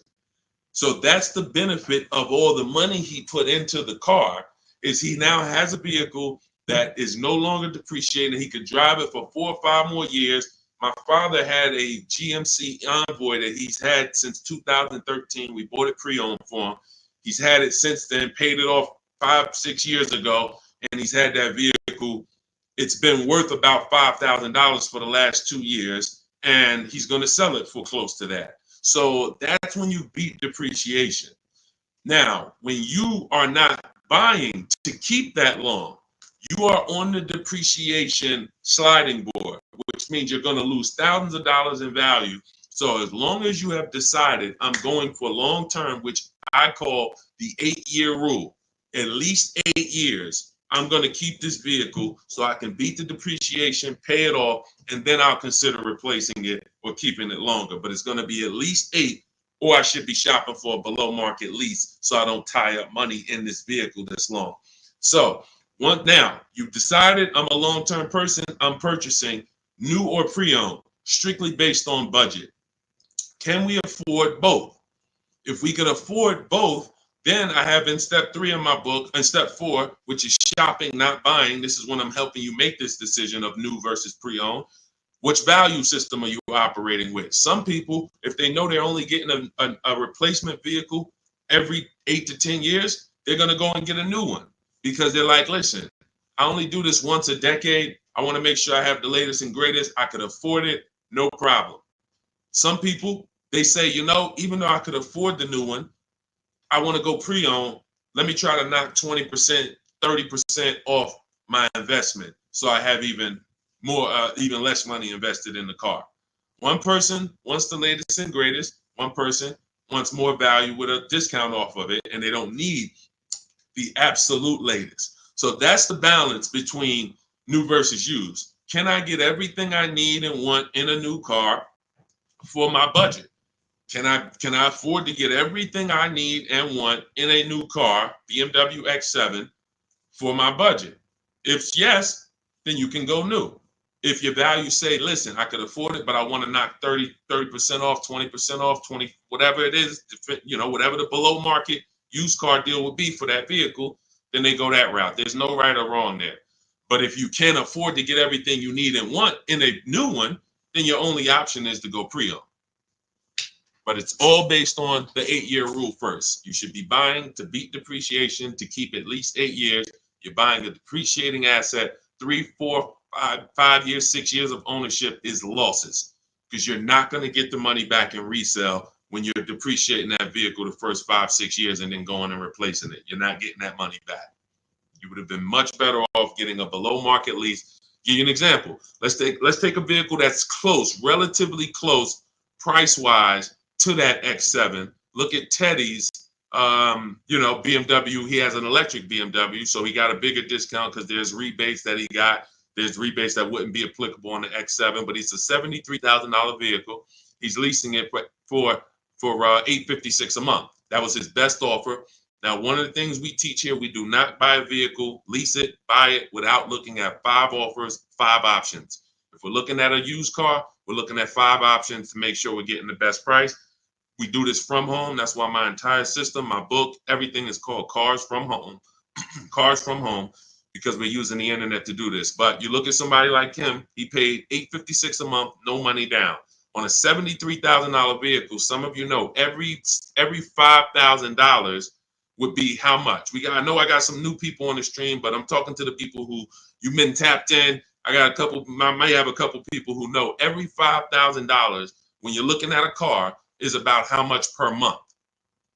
And you use this so that you never get scammed. When you know this, no one can throw, you need to know a basis of what a car should cost. And I'm gonna tell you why in 1 minute. Thank you, Anthony. Yes, $100. Great job. Anthony Perry knows $100. So if every $5,000 is $100, you're going to now look at a $50,000 vehicle and you're going to say that's going to be about $1,000 a month if I wanted to buy it. That doesn't take into account, okay, I might get a $10,000 discount. We're just talking about strictly looking at the base price, total price of the vehicle, asking price. Every $5,000 is about $100 per month on a 5-year loan.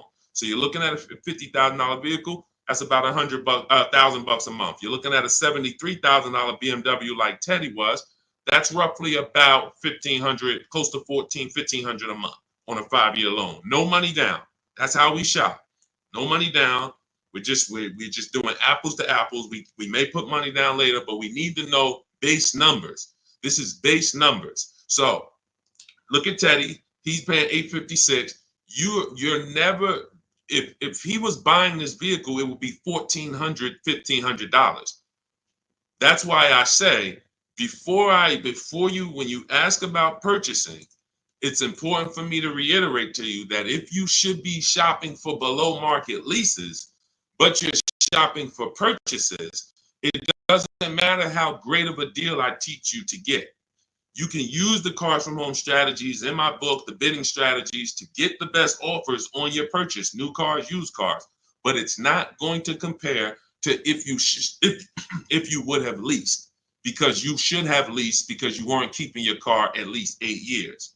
You can see he's $856 a month, and even if the deal wasn't that great, even if it was $1,000, he's still literally $400 or $500 less per month than if he had bought that car only to try to trade it in 3 or 4 or 5 years and go do it again. So the leasing versus buying is the biggest principle that you need to start your car deals with. There's nothing more important than that. And we want to make sure we drive that point home. Everything we're talking about is in my new digital book. It's called Cars from Home, 7 Steps to Saving Time, Money, and Avoiding Dealerships. You can get your copy for 75% off. That's part of my welcome offer to you. This is going to have all of my blueprints, step-by-step strategies for leasing, buying, getting below market deals for high mileage drivers. It's all in there if you don't want to try to remember this. And you can get it for 75% off as part of our welcome offer. In my TikTok bio, click the picture of me. My Instagram bio, click the picture of me. Click that website, and the YouTube comments or the Facebook comments. Grab your 75% off, but it's only good for 30 minutes. After that timer hits 0, the price does go back up to $97, which is still incredible. I get it at $97, but $24 is even better. All right, Dolan, shoot the next question up. All right. Cody, how much of a down payment is needed for trade-in with $10,000 negative equity? This is a great question. Depends on what you're buying the next vehicle for and what type of discount you got off the next vehicle. So give you an example. Let's take a dramatic discount like Milligan's discount. She got one of the largest discounts I've ever seen anyone get using our bidding strategies from home. Let me pull it up so that we can extend. Now, when you get the larger discount you get, the more money you're able to roll over to that deal without having to put money down. Now, let me give you an example. Why does money down become important or necessary sometimes? The banks have something called loan to value ratios. Loan to value ratios. So the banks may say, based on good credit, we will lend a customer 20% above the value of the vehicle they're buying. So if they're buying a $40,000 vehicle, we will lend that customer up to $8,000 more, which would be 20% of $40,000. Because the value of the vehicle is 40, the loan to value ratio is 120%. We can lend $48,000 on a $40,000 vehicle. So if a person comes in and they want to buy that $40,000 vehicle and they want to finance and add to the loan the taxes and any applicable fees, that might come out to be roughly $44,000. They'll qualify because the bank says you have up to $8,000. Now, let's say they want to bring a small amount of negative equity over to the deal, $4,000. So now they buy it for 40. They get they have $4,000 in fees and taxes, and then they have another $4,000 of negative equity that they add to the transaction. The bank will say you're still at no more than 20% above the value of the vehicle. We can approve this with no money down. The problem happens when a person wants to add $8,000 of negative equity on top of that. So now they're buying it for 40. They are getting taxes and fees added. That's 44. And then they want to slap 8,000 of negative equity on there. That's 52. The bank is going to say, no, we only will approve 20% above the vehicle's value, which is $48,000. So if you could get it down to $48,000, we'll approve it. If not, we can't approve it. The customer has to put the money down to make up the difference. So in that scenario, what you would be asking for would be above the bank's loan to value ratios. This is why I call negative equity the bad credit for people with good credit. This is why I want you to know the cause for most negative equity situations is you don't understand leasing and you're buying your vehicles rather than getting below market leases. You take out 5 and 6 year loan, you don't pay them off, you trade in vehicles, and you should be shopping for below market leases, but you continue to purchase. So you're going to continue to have negative equity in almost every case unless you start putting a lot of money down or start keeping your vehicles longer, paying them off, and then coming back and seeing how much money you could get back out of that, which I also don't recommend. But the last thing, which is very important, especially when you have large amounts of negative equity, is let's say that same $40,000 vehicle, you're using our strategies and you get a $8,000 discount. Or let's take a vehicle. Let's take Milligan's deal. Like I said, in her particular case, she got a $79,000 vehicle for $51,000. This is a Mercedes. It's an electric version. She used our bidding system. She got the biggest discount I've ever seen, and she can put any amount of negative equity on top of this deal because the bank is lending against this vehicle, this Mercedes, based on a $79,000 value. So their loan to value ratios for this vehicle would be 20% above $79,000. So if that's, let's say $80,000, 10% would be $8,000. So you're talking about $16,000 that they would lend above the $79,000. So they're looking and saying, wow, if this is a $79,000 vehicle, they don't care about what the woman bought it for. They don't know that. All they know is when the loan paperwork comes in, we're asking for less than what the loan to value threshold show. And they have other people that go and they pay list price. They go in, they have no strategies, and they just go in and say, all right, it costs $79,000, I'll take it, not realizing that, okay, I didn't negotiate. I overpaid by almost $27,000. that's the market value for this particular vehicle, but the bank doesn't care. The bank just wants to know that when the loan comes in, it's under 86 or $87,000, and they're going to approve it. So the bigger discount you get, the more room you have to move negative equity over, and that's what you want to understand. If I had a large amount of negative equity, I would be choosing several vehicles, using our bidding strategies from home. If you want to do it your way, at least calling around, talking to managers, getting multiple offers. You want to talk to salesmen and managers, you can do that. But once you get the discount, any amount of negative equity that you bring over would now go on top of your selling price. So if you got a $10,000 discount, then you brought $5,000 of negative equity over, you would be well below the bank's loan to value threshold. So it's based off of how much negative equity you have, and then it's connected to how much discount you're going to get off the value of the vehicle, which is what the banks actually base the loan to value approvals on. And if you can do that, you don't need a trade, you don't need a down payment. And I hope that's clear. If you rewatch this, rewatch this segment, it'll be clear to you. If most people understood that and the cost for negative equity, we have a lot better world. Deals. Negative equity is the one thing besides super bad credit where you can walk in with an 800 score. You're not leaving with a car, depending on what your situation is and what car you're trying to get and how much they're charging you for it. You are not leaving with a car. And that's just the sad part. So stay out of negative equity. Get out, stay out of it. All right, go ahead, Dolan. Next question. And I see you, Quintiel. We'll get to you asking about Tesla. All right, Miss A, good to see you. Any advice on leasing as a first-time car buyer? Sure. Let's look for something that's mainstream because some banks do not want to be your first lease. When I was at Mercedes, unless you were like, they had a Rising Star program, which was certain college students and, would have, they had to have certain things like 2 trade lines on their credit report, but that's the only people who can qualify to get a Mercedes as their first loan or lease.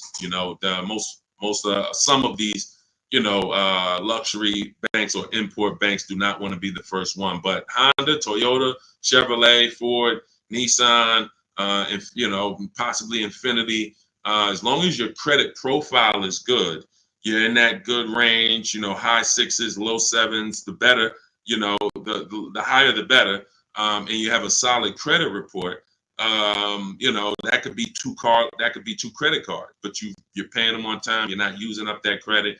I would be shopping based on the 8-year rule, which is the first step in my book. The 8-year rule is how many years are you going to keep the next car? That's the leasing versus buying question.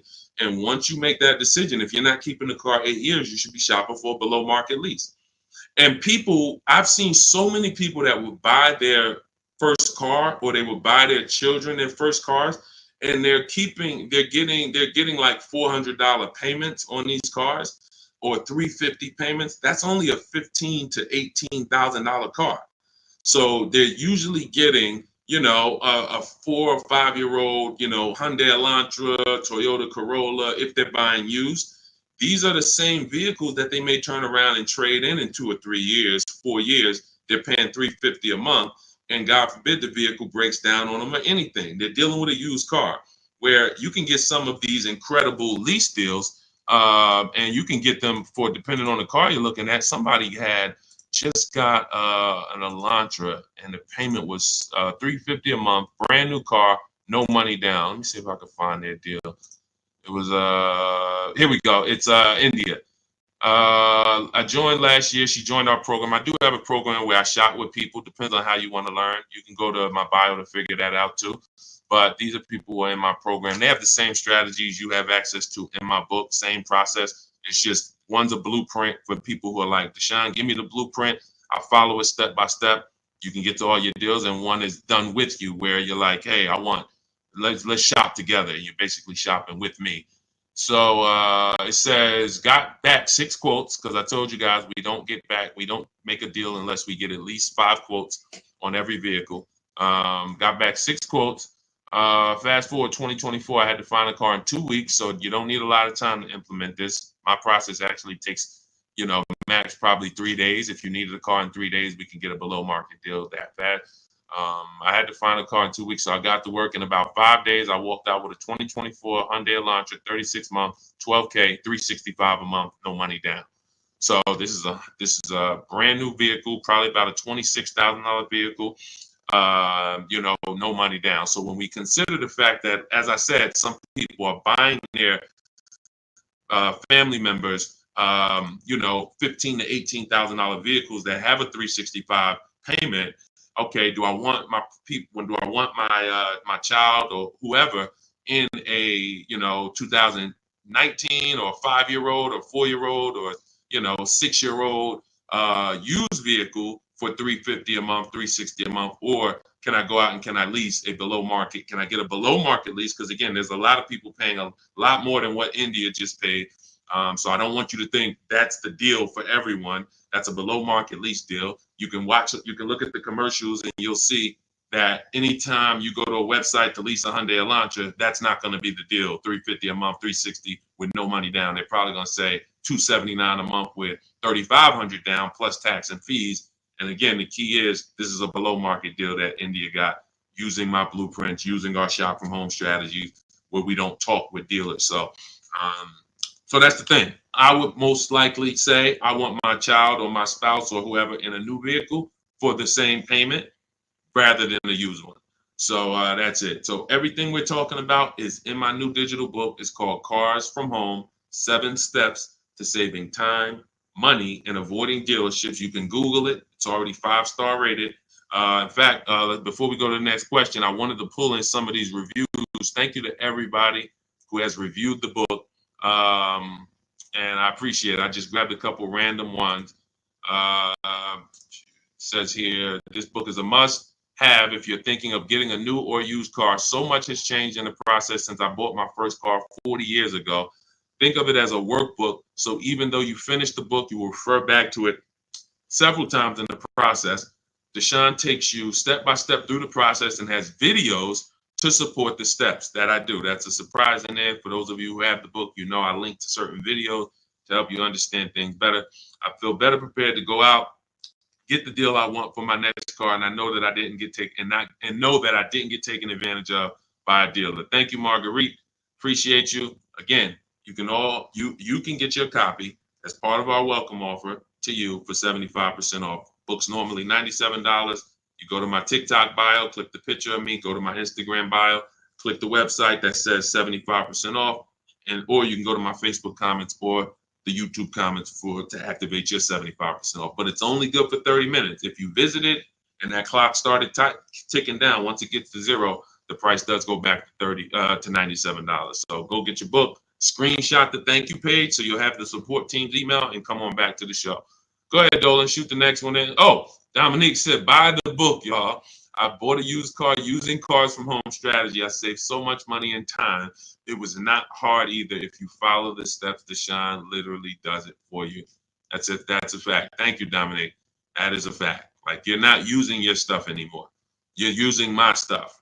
So that is, if you leave your stuff. That's why I represent Unlearn, Relearn, because when you decide you want to unlearn your way of car shopping and you want to do it the Cars from Home way, that's all you need. As long as you have a computer and you can copy and paste and send emails and visit websites, you can win. That's all you need. But you do need to be able to use a computer and copy and paste. That is a requirement. And everyone may not be able to do that. If you have somebody in your family that's good with copying and pasting and sending emails, that's all we need to win.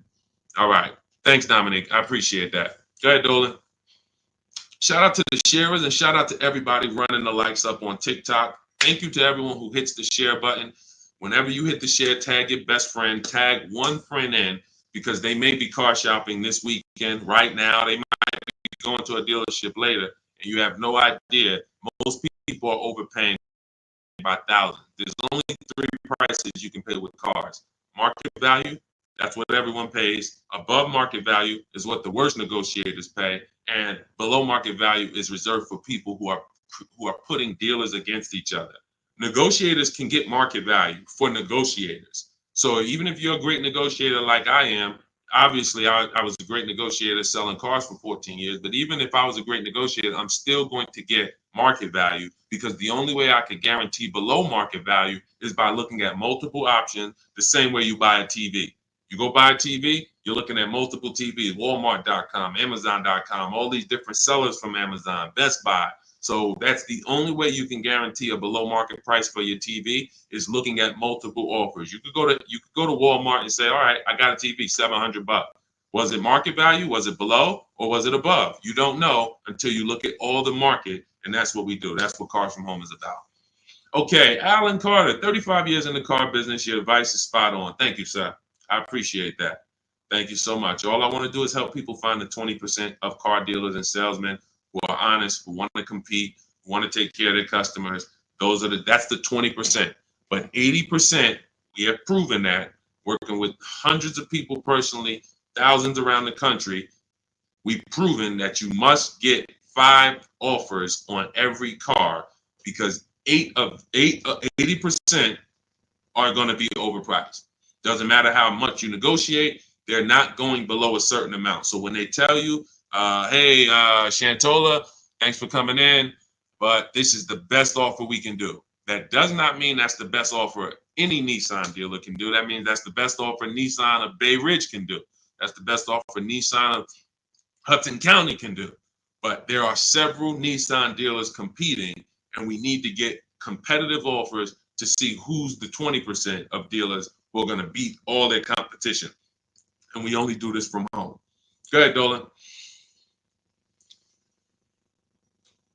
Great questions today. Let's go. Keep typing. Let's get to as many as we possibly can. Does your process work when leasing a Tesla? Yes and no. My parameters for overpaying for a lease should never be broken. They're based off the 1% rule. So how did we come up with the 1.5% rule for knowing bad lease deals? We had to look at what a great lease deal was. And the 1% rule has been around since way before I started leasing cars. So you take the MSRP of the vehicle, the total MSRP, you type that in, and you multiply the total MSRP by 1%.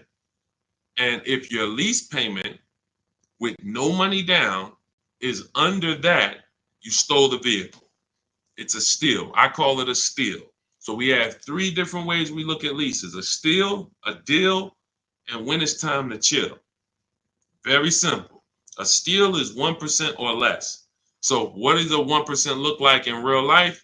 Look at somebody like Greg. Greg leases his $56,000 Kia EV6 Win, $527 a month. No money down, 12,000 miles per year. Now you can adjust this miles. You can get 15,000, 18,000, 25,000. But the way we shop is based on 12,000 miles per year. That's how we judge the 1% rule. So another 1% deal, less than that. You know, Zafrina uses our strategies, uses what's in my book. She puts the dealers against each other. She gets multiple offers. You can see she used all the scripts, my email scripts. We don't talk.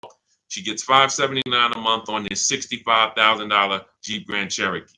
You look at somebody like, where is Rosalie?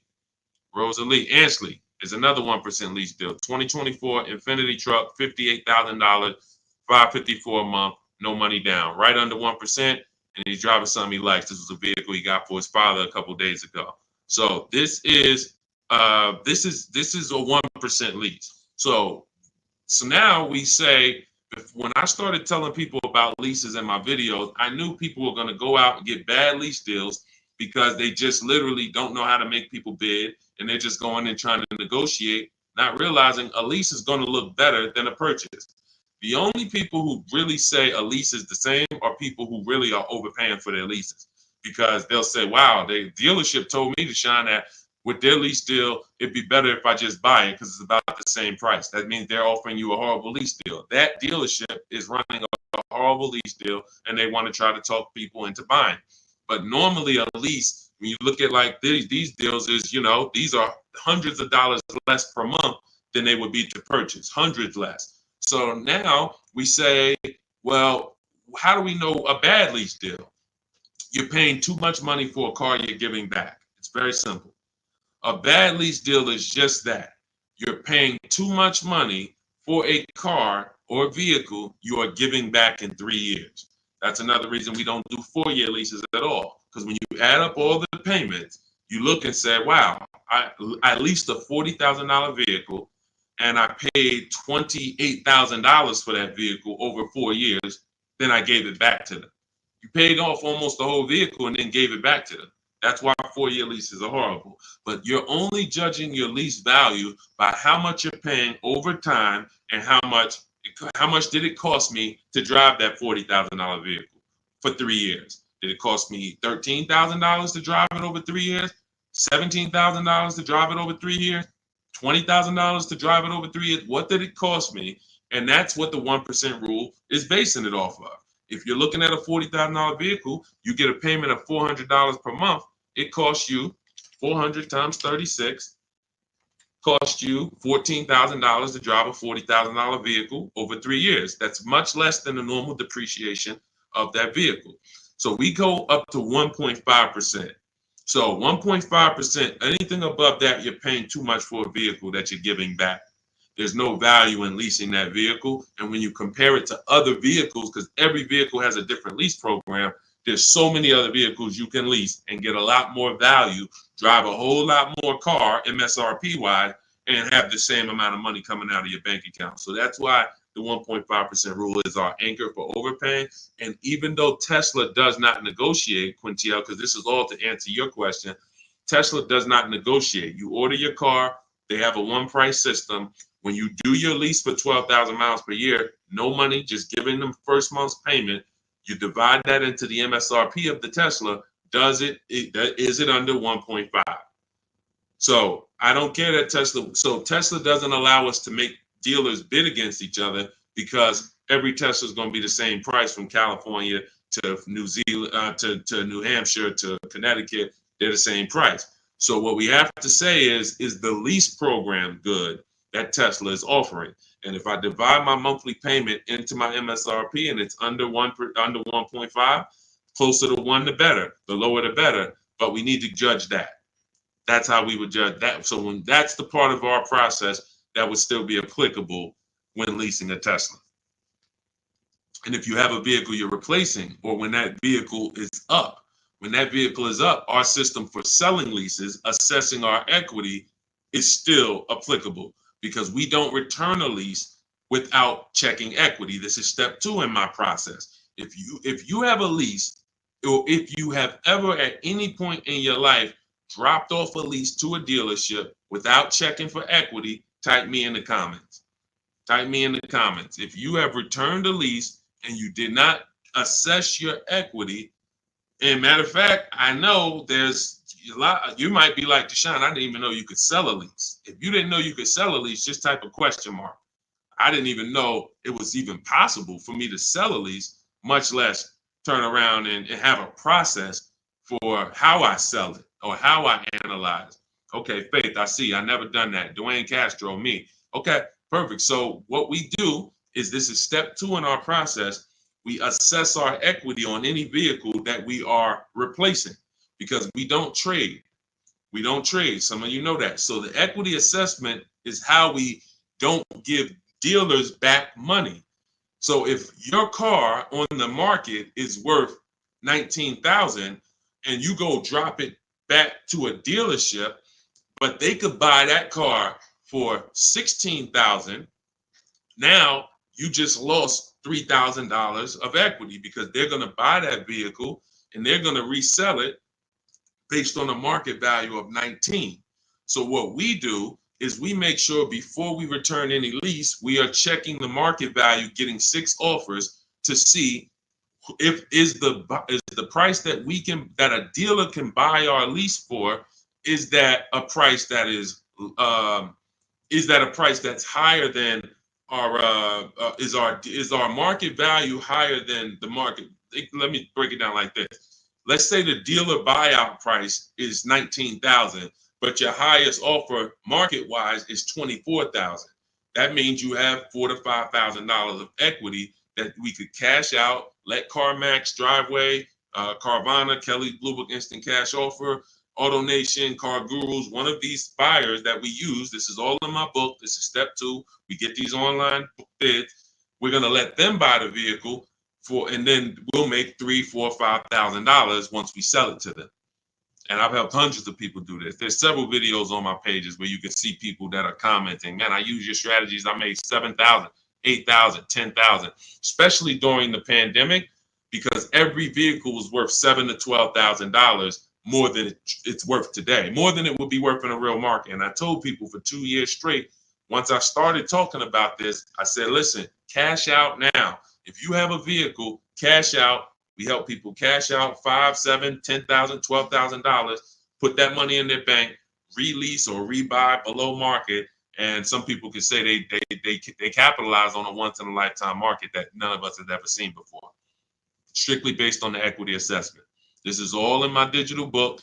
This is, if you're like Deshone, I don't even want to remember half this stuff. I'm not going to remember it. You can get my entire blueprint that teaches everything about below market leases, below market purchases, below market new cars, used cars, making banks bid, equity assessment, selling leases. All of that is in my book step by step.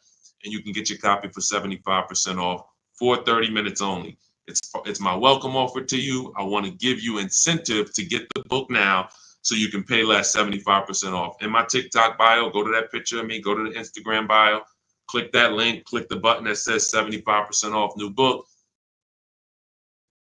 Get your copy. Make sure you screenshot the thank you page. If you're on YouTube, your 75% off link is in the comments. Facebook, it's in the comments, but it's only for 30 minutes. After that, the price does go back up to $97, which is worth every penny, but $24 is better. So go get your book and then come back to the show. Go ahead, Dolan. Great question so far. Let's keep going. Does this work the same way for Canada? Scott, I'm not sure. I do believe that most would be applicable. I do believe that most. The difference is going to be the websites. So we're using our multiple marketplace strategy for shopping for used cars. We're using 8 marketplaces. Used to be 9, but Vroom went out of business. So we're using Carvana, we're using Carvana, CarMax, Driveway, eBay Motors, Cars.com, CarGurus.com, Carfax.com, and Autotrader.com. Those are 8 marketplaces that we use to shop for our used cars. I don't know if they're the same in Canada. I don't know if they're different. When we're shopping for our new cars, we use what I call, what's in my books, it's in step 5, it's called the 25-to-5 strategy.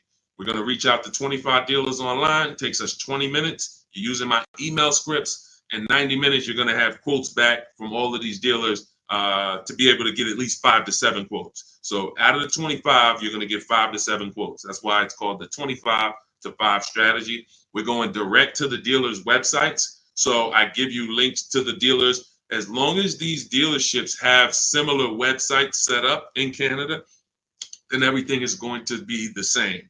The scripts, the way they communicate, the things they try to get you to do, come in, can I get you on the phone, put one price here, and then, for a used car, and then hope you come in and charge you more later. All of that, if all of that is the same, which I believe it is, then everything will be applicable in Canada. It's just the websites will be different. But Honda's going to have their own dealers' websites, so that's why I say I believe 90% at least is applicable, and potentially more. All right, great question. Go ahead, Dolan.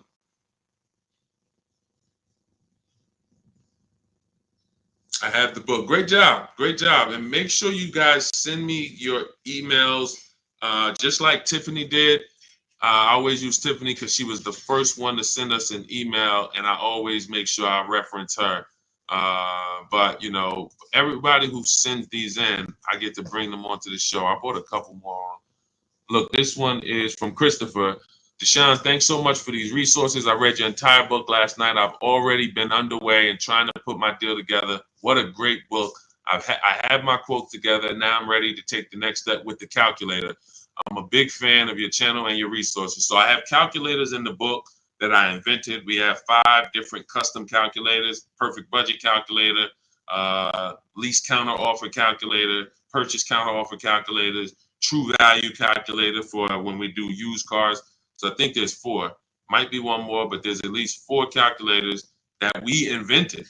That these, you can't find these anywhere on Google. I literally wrote the code, and so that's what he's talking about when he talks about the actual calculators that are in there for you guys. So yeah, send me all your details. I love reading stories like that. Okay, Stows, what if I have a 600 credit score? How much is that lease deal that they're going to give me going to go up by? It's a great question. So if you are not in a position to lease because you won't qualify for a lower tier approval, a tier 1 approval, which is basically the best offer. Most leases are they're offering the lease based on tier 1 approval, which you don't need to have perfect credit for. That's not a super tier approval. That's not A1. There's tier 1 and then there's tier A1. So A1 is going to be a super tier, which is usually applicable on limited inventory cars. It's not important, but most vehicles, they're going by tier 1. And so most people can qualify for tier 1 with a good credit profile. But if you don't get tier 1, the payments can go up significantly. If you get tier 3, tier 5, some banks have 6 tiers. So the payment can go up by $100, $150. That's why we always have backup offers. So in case someone tells us, hey, your payment's going up by $80, we go to our backup offer. We give them a chance to actually see are they lying to us? Are they just trying to take a shot at us? Because sometimes they are, sometimes they're not. But if I can't qualify for a lease, what I'm doing is buying what I call in my book a smart car. This stands for saving money at the right time. Saving money at the right time. It's not the little smart cars that you may be familiar with. What I'm doing is setting myself up to lease. So I'm going to go get the least expensive car that I can get a loan on. That is the goal of a smart car, to have the least expensive quality car. It must last. Car cannot be breaking down. It's the least expensive quality car that I can get a loan on. $10,000 loan, $12,000 loan. So now I'm going to get the smallest car that I can get, maybe like a Hyundai Elantra or something that was like 25,000 new. And I'm looking to get it around 10,000. So it doesn't have to be too old. Now I'm getting that vehicle. I'm going to drive that vehicle for 2 years, establish a payment history. My payment should be no more than $250 a month. You're talking about a $10,000 loan. So now I got an easily manageable payment. I got a car that is dependable. I trade out of that into a lease in 2 years. But what some people do, which is what I don't recommend you do, when you're trying to qualify for a lease, that should be the goal. It should be, I'm buying this vehicle right now that I'm getting is going to set me up for my lease in 2 years. Now, some people will go, I just got to have what I want now.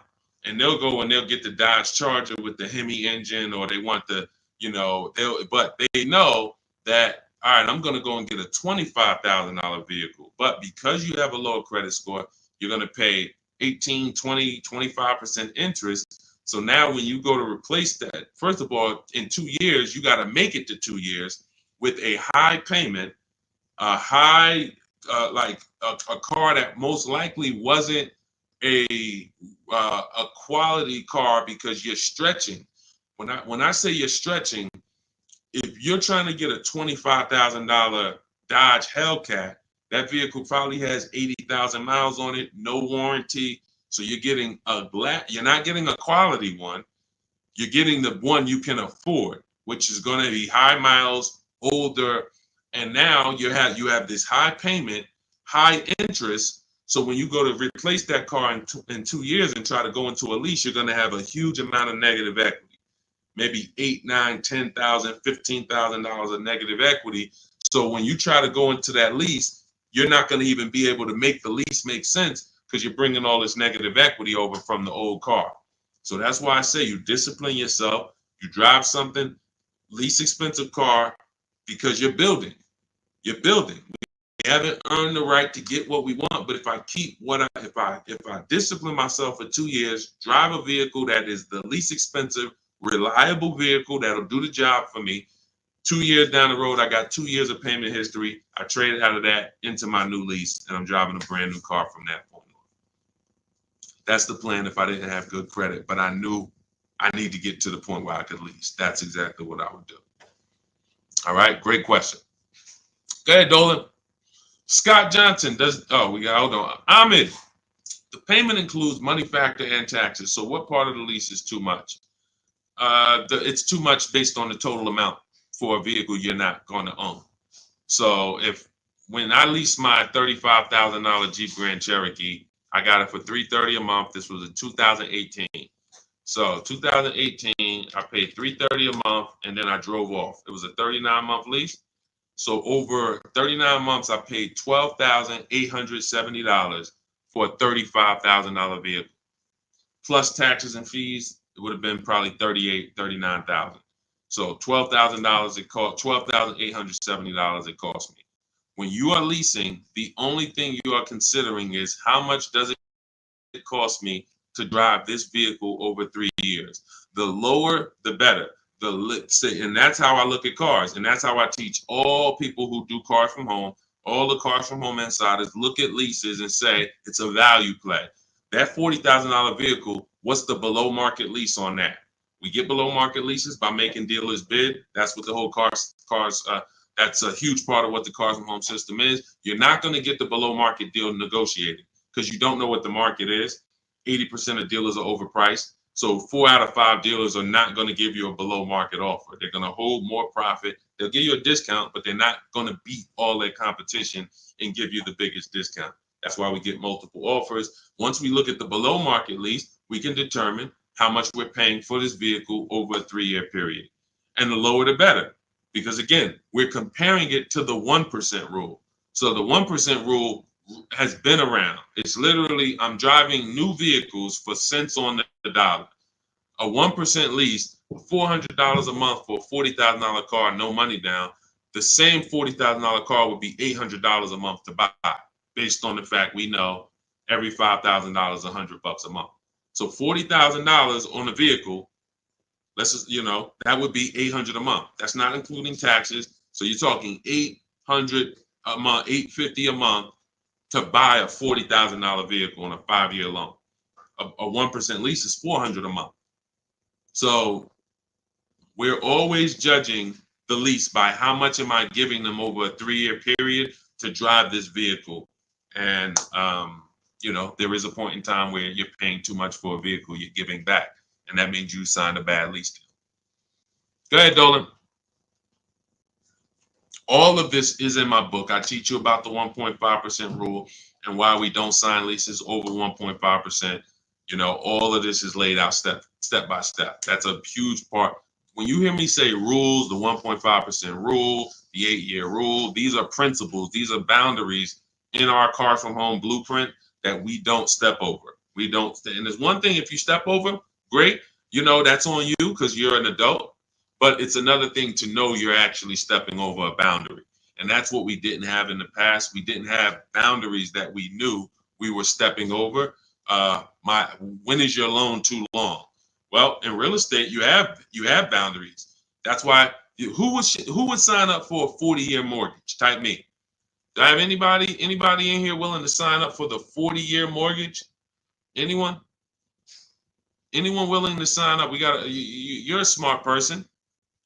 Anyone? You could get a $600,000 house for the same payment as a $400,000 house potentially. Anybody signing up for a 40-year mortgage? What about a 50-year mortgage? What about a 50-year mortgage? No. Most people know, Deshone, the longest mortgage we're gonna get is a 30-year mortgage. Some of you go for 15 years to pay it off quicker, but you're not doing 40, you're not doing 50. Because that means I can't afford this vehicle. Boundaries. That's industry established boundaries. That means I can't afford this house. If I have to take a 40-year mortgage, 50-year mortgage just to afford it, I can't afford it. That's the same thing we bring. That's one of the boundaries we bring to car buying. We don't do loans longer than 72 months. 6-year loan is the longest loan that we will do on a car. It just leads to problems. Most of the people who've had problems with cars, horrible problems. They still have loans on them, cars breaking down. They should be putting money to the side every year for maintenance, but they can't because they're still making a $500, $400, $800 car payment, and the car is 11 years old. These are issues. These are boundaries that we don't step over. That's why you'll learn in my book, The Rule of 72 and the 10th birthday. 6-year loan is the max. Car should be paid off by the 10th birthday. These are boundaries. That's what we bring.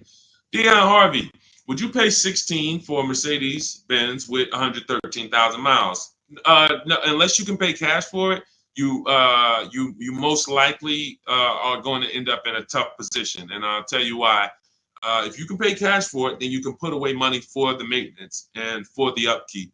When I sold Mercedes, and I sold them for 5 years, the people who I would literally run into that were in tears were people who the service department told, you have a $4,000 repair, plus you need brakes, plus you need an oil change. So oil change on the Mercedes is $200. Brakes could be $2,000. Then you have a repair because you don't have a warranty that could be your navigation system goes out. That could be $3,000. So literally you're looking at $6,000 and you still have a car payment and you still have insurance and you still have gas. So this is something I call the 4 expenses that we take into account. How we're going to acquire the car, insurance, gas, and maintenance and repairs. So these are the 4 expenses. And what gets people with Mercedes, BMWs, Range Rovers, Porsche, anything that's expensive to maintain and repair is nothing costs nothing. When something breaks, nothing costs $100. So it's not that they can't afford it. They can't afford to do that and make their car payment. So that's why I said, if you're going to pay cash for the 16 Mercedes and you've screened down title, history, service records, accident history, and then you've done a market assessment, this is all stuff I teach you to do step by step in my book when we're buying a used car, then you can pay cash for it. But if you can't pay cash for at this point, 8-year-old car with 113,000 miles on it, then you really can't afford that car. Go ahead, Dolan.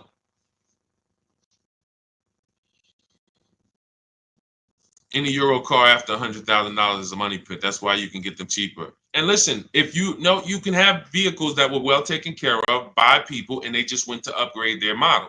There are plenty of people who baby their cars, their BMWs, their Porsche. They've done all the maintenance. Now they gets to 100,000 miles. They might have had it for 8 years and they're ready to sell it. And it's a great opportunity for someone else to buy. But you have to be able to afford these cars. And you have to be able to avoid, if you can't afford to repair and maintain them, then you can't afford these cars. So that's the principle. And again, I'm somebody who's worked. My most expensive car I ever sold was a $435,000 SLR McLaren.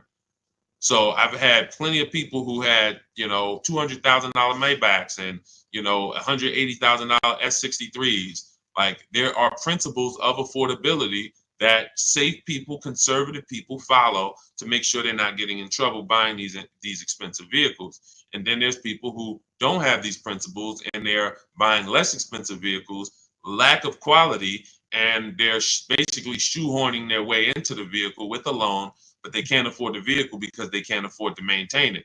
And they can't afford to pay it off in time before things really start going wrong. If I got a paid off Mercedes or paid off Range Rover, but I'm putting, I was paying $700 a month to buy it, but now it's paid off. So now I put $300 a month to the side in an emergency fund. So when something breaks, I go to my emergency fund. Okay, my car needs this, my car needs that, but I'm not making a car payment anymore, so I can afford the maintenance. Problem is, when you're making a car payment and things start breaking, that's the problem. That's what we want to stay away from. So Ron, I have to turn in my 2022 Kia EV 425. Don't want to buy it, but my buyer's 21, worth only 15 right now. So 425 a month on a $41,000 car, good deal. It sounds like it, but we don't know if that was the best deal, and that's the problem. Sounds like it. It's a 1% lease, 425. If you put no money down, and you literally just signed the deal for 425, gave that to him and drove off at 425 a month, then that's close to a 1% lease. And but we don't know if that was the best. And I'll give you an example. So Zafrina was shopping for a Jeep Grand Cherokee. She had one coming off lease. She ran her equity assessment just like you. It was no equity in it, so that means she's just going to return it. If there's no equity in the lease, we just return it. When it's done, we start shopping for our lease, just like normal. Once we make our last payment, we get out, we start shopping using our system. Now we get our offers. She gets offers on this Jeep Grand Cherokee Limited, and she said it was about 1.2%, which is a solid deal. I mean, 1.2%. Great value lease. But she said that the dealer who won the bid, who she was about to choose, said that because she was coming out of a 1% lease that I had helped her get going back to 2021, right before the pandemic, maybe 2020. She was coming out of a 1% lease. So she was really trying to get back to a 1% lease, not go up to 1.2. So the dealer said, this other vehicle I have, this electric one, I could get you to 1% on that. So she asked in our group, because this is people who shop with Deshone. If you want to shop with Deshone, if you want to learn, depends on how you learn. Go to my same bio and you'll see buttons that says, see if you qualify, shop with Deshone. But I do work with people who want to actually shop in a different way. Blueprint is for people who like blueprints. If you are a blueprint person, Deshone, give me the blueprint. That is my Cars from Home book. It's the ultimate blueprint to below market deals. That's why I show all of these people who actually used it and wrote about it, and you can read the reviews on it. But when you see these Facebook posts, these are people who have been working with me and in my private program. But anyway, let's get to the point. She now says, should I take the 1% on the different vehicle?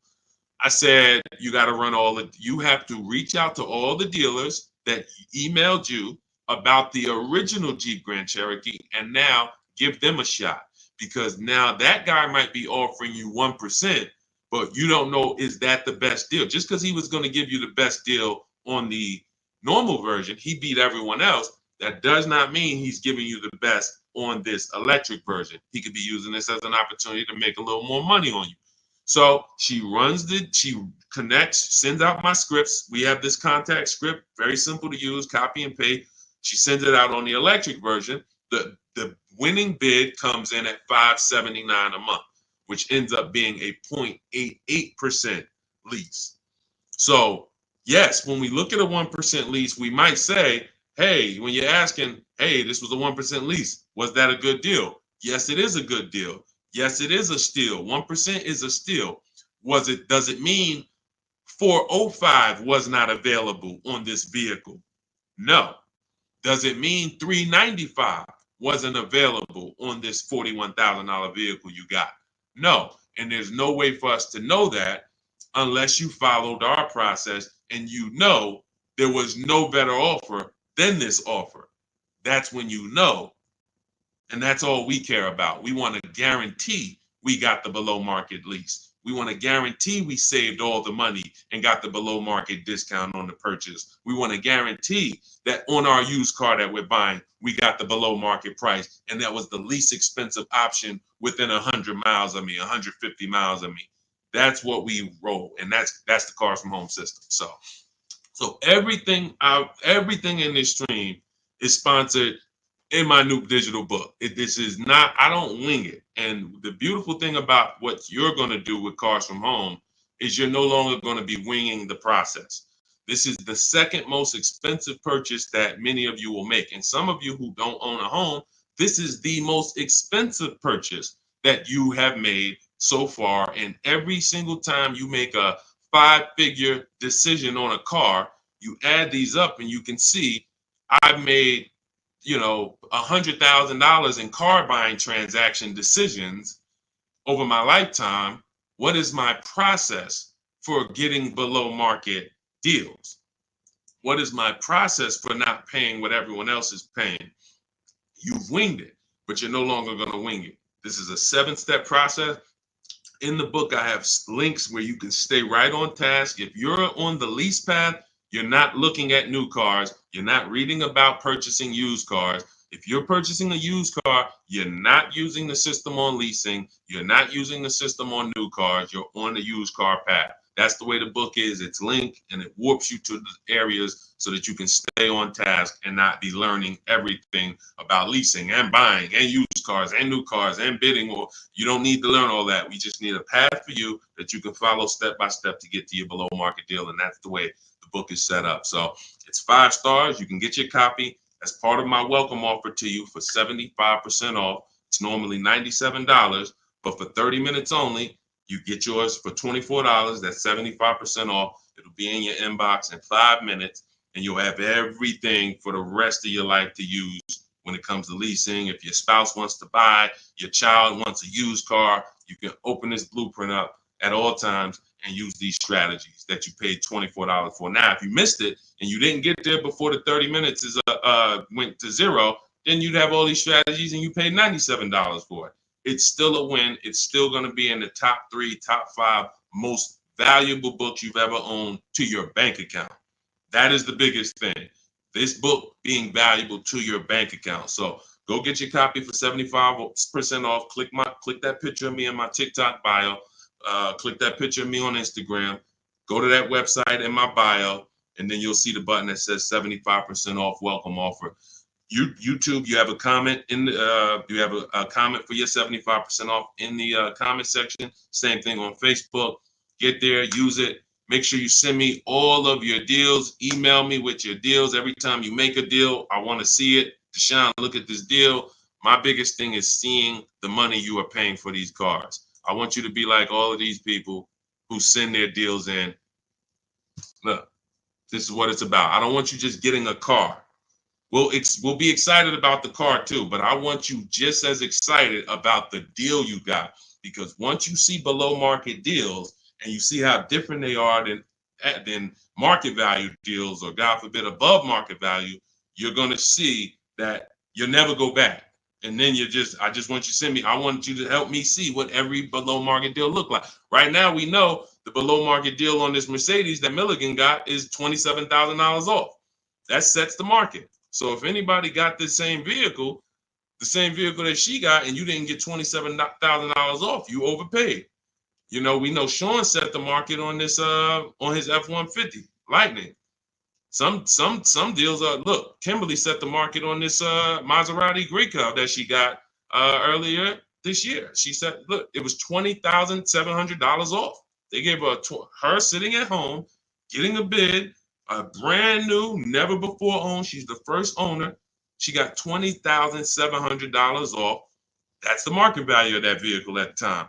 If somebody got $10,000 off, they paid. That's an average deal. They overpaid by $10,700. So we get to set the market for these vehicles using these shop from home strategies, and that's what I want. I want you empowered. I want you guaranteeing that you save, that no one else paid less than you.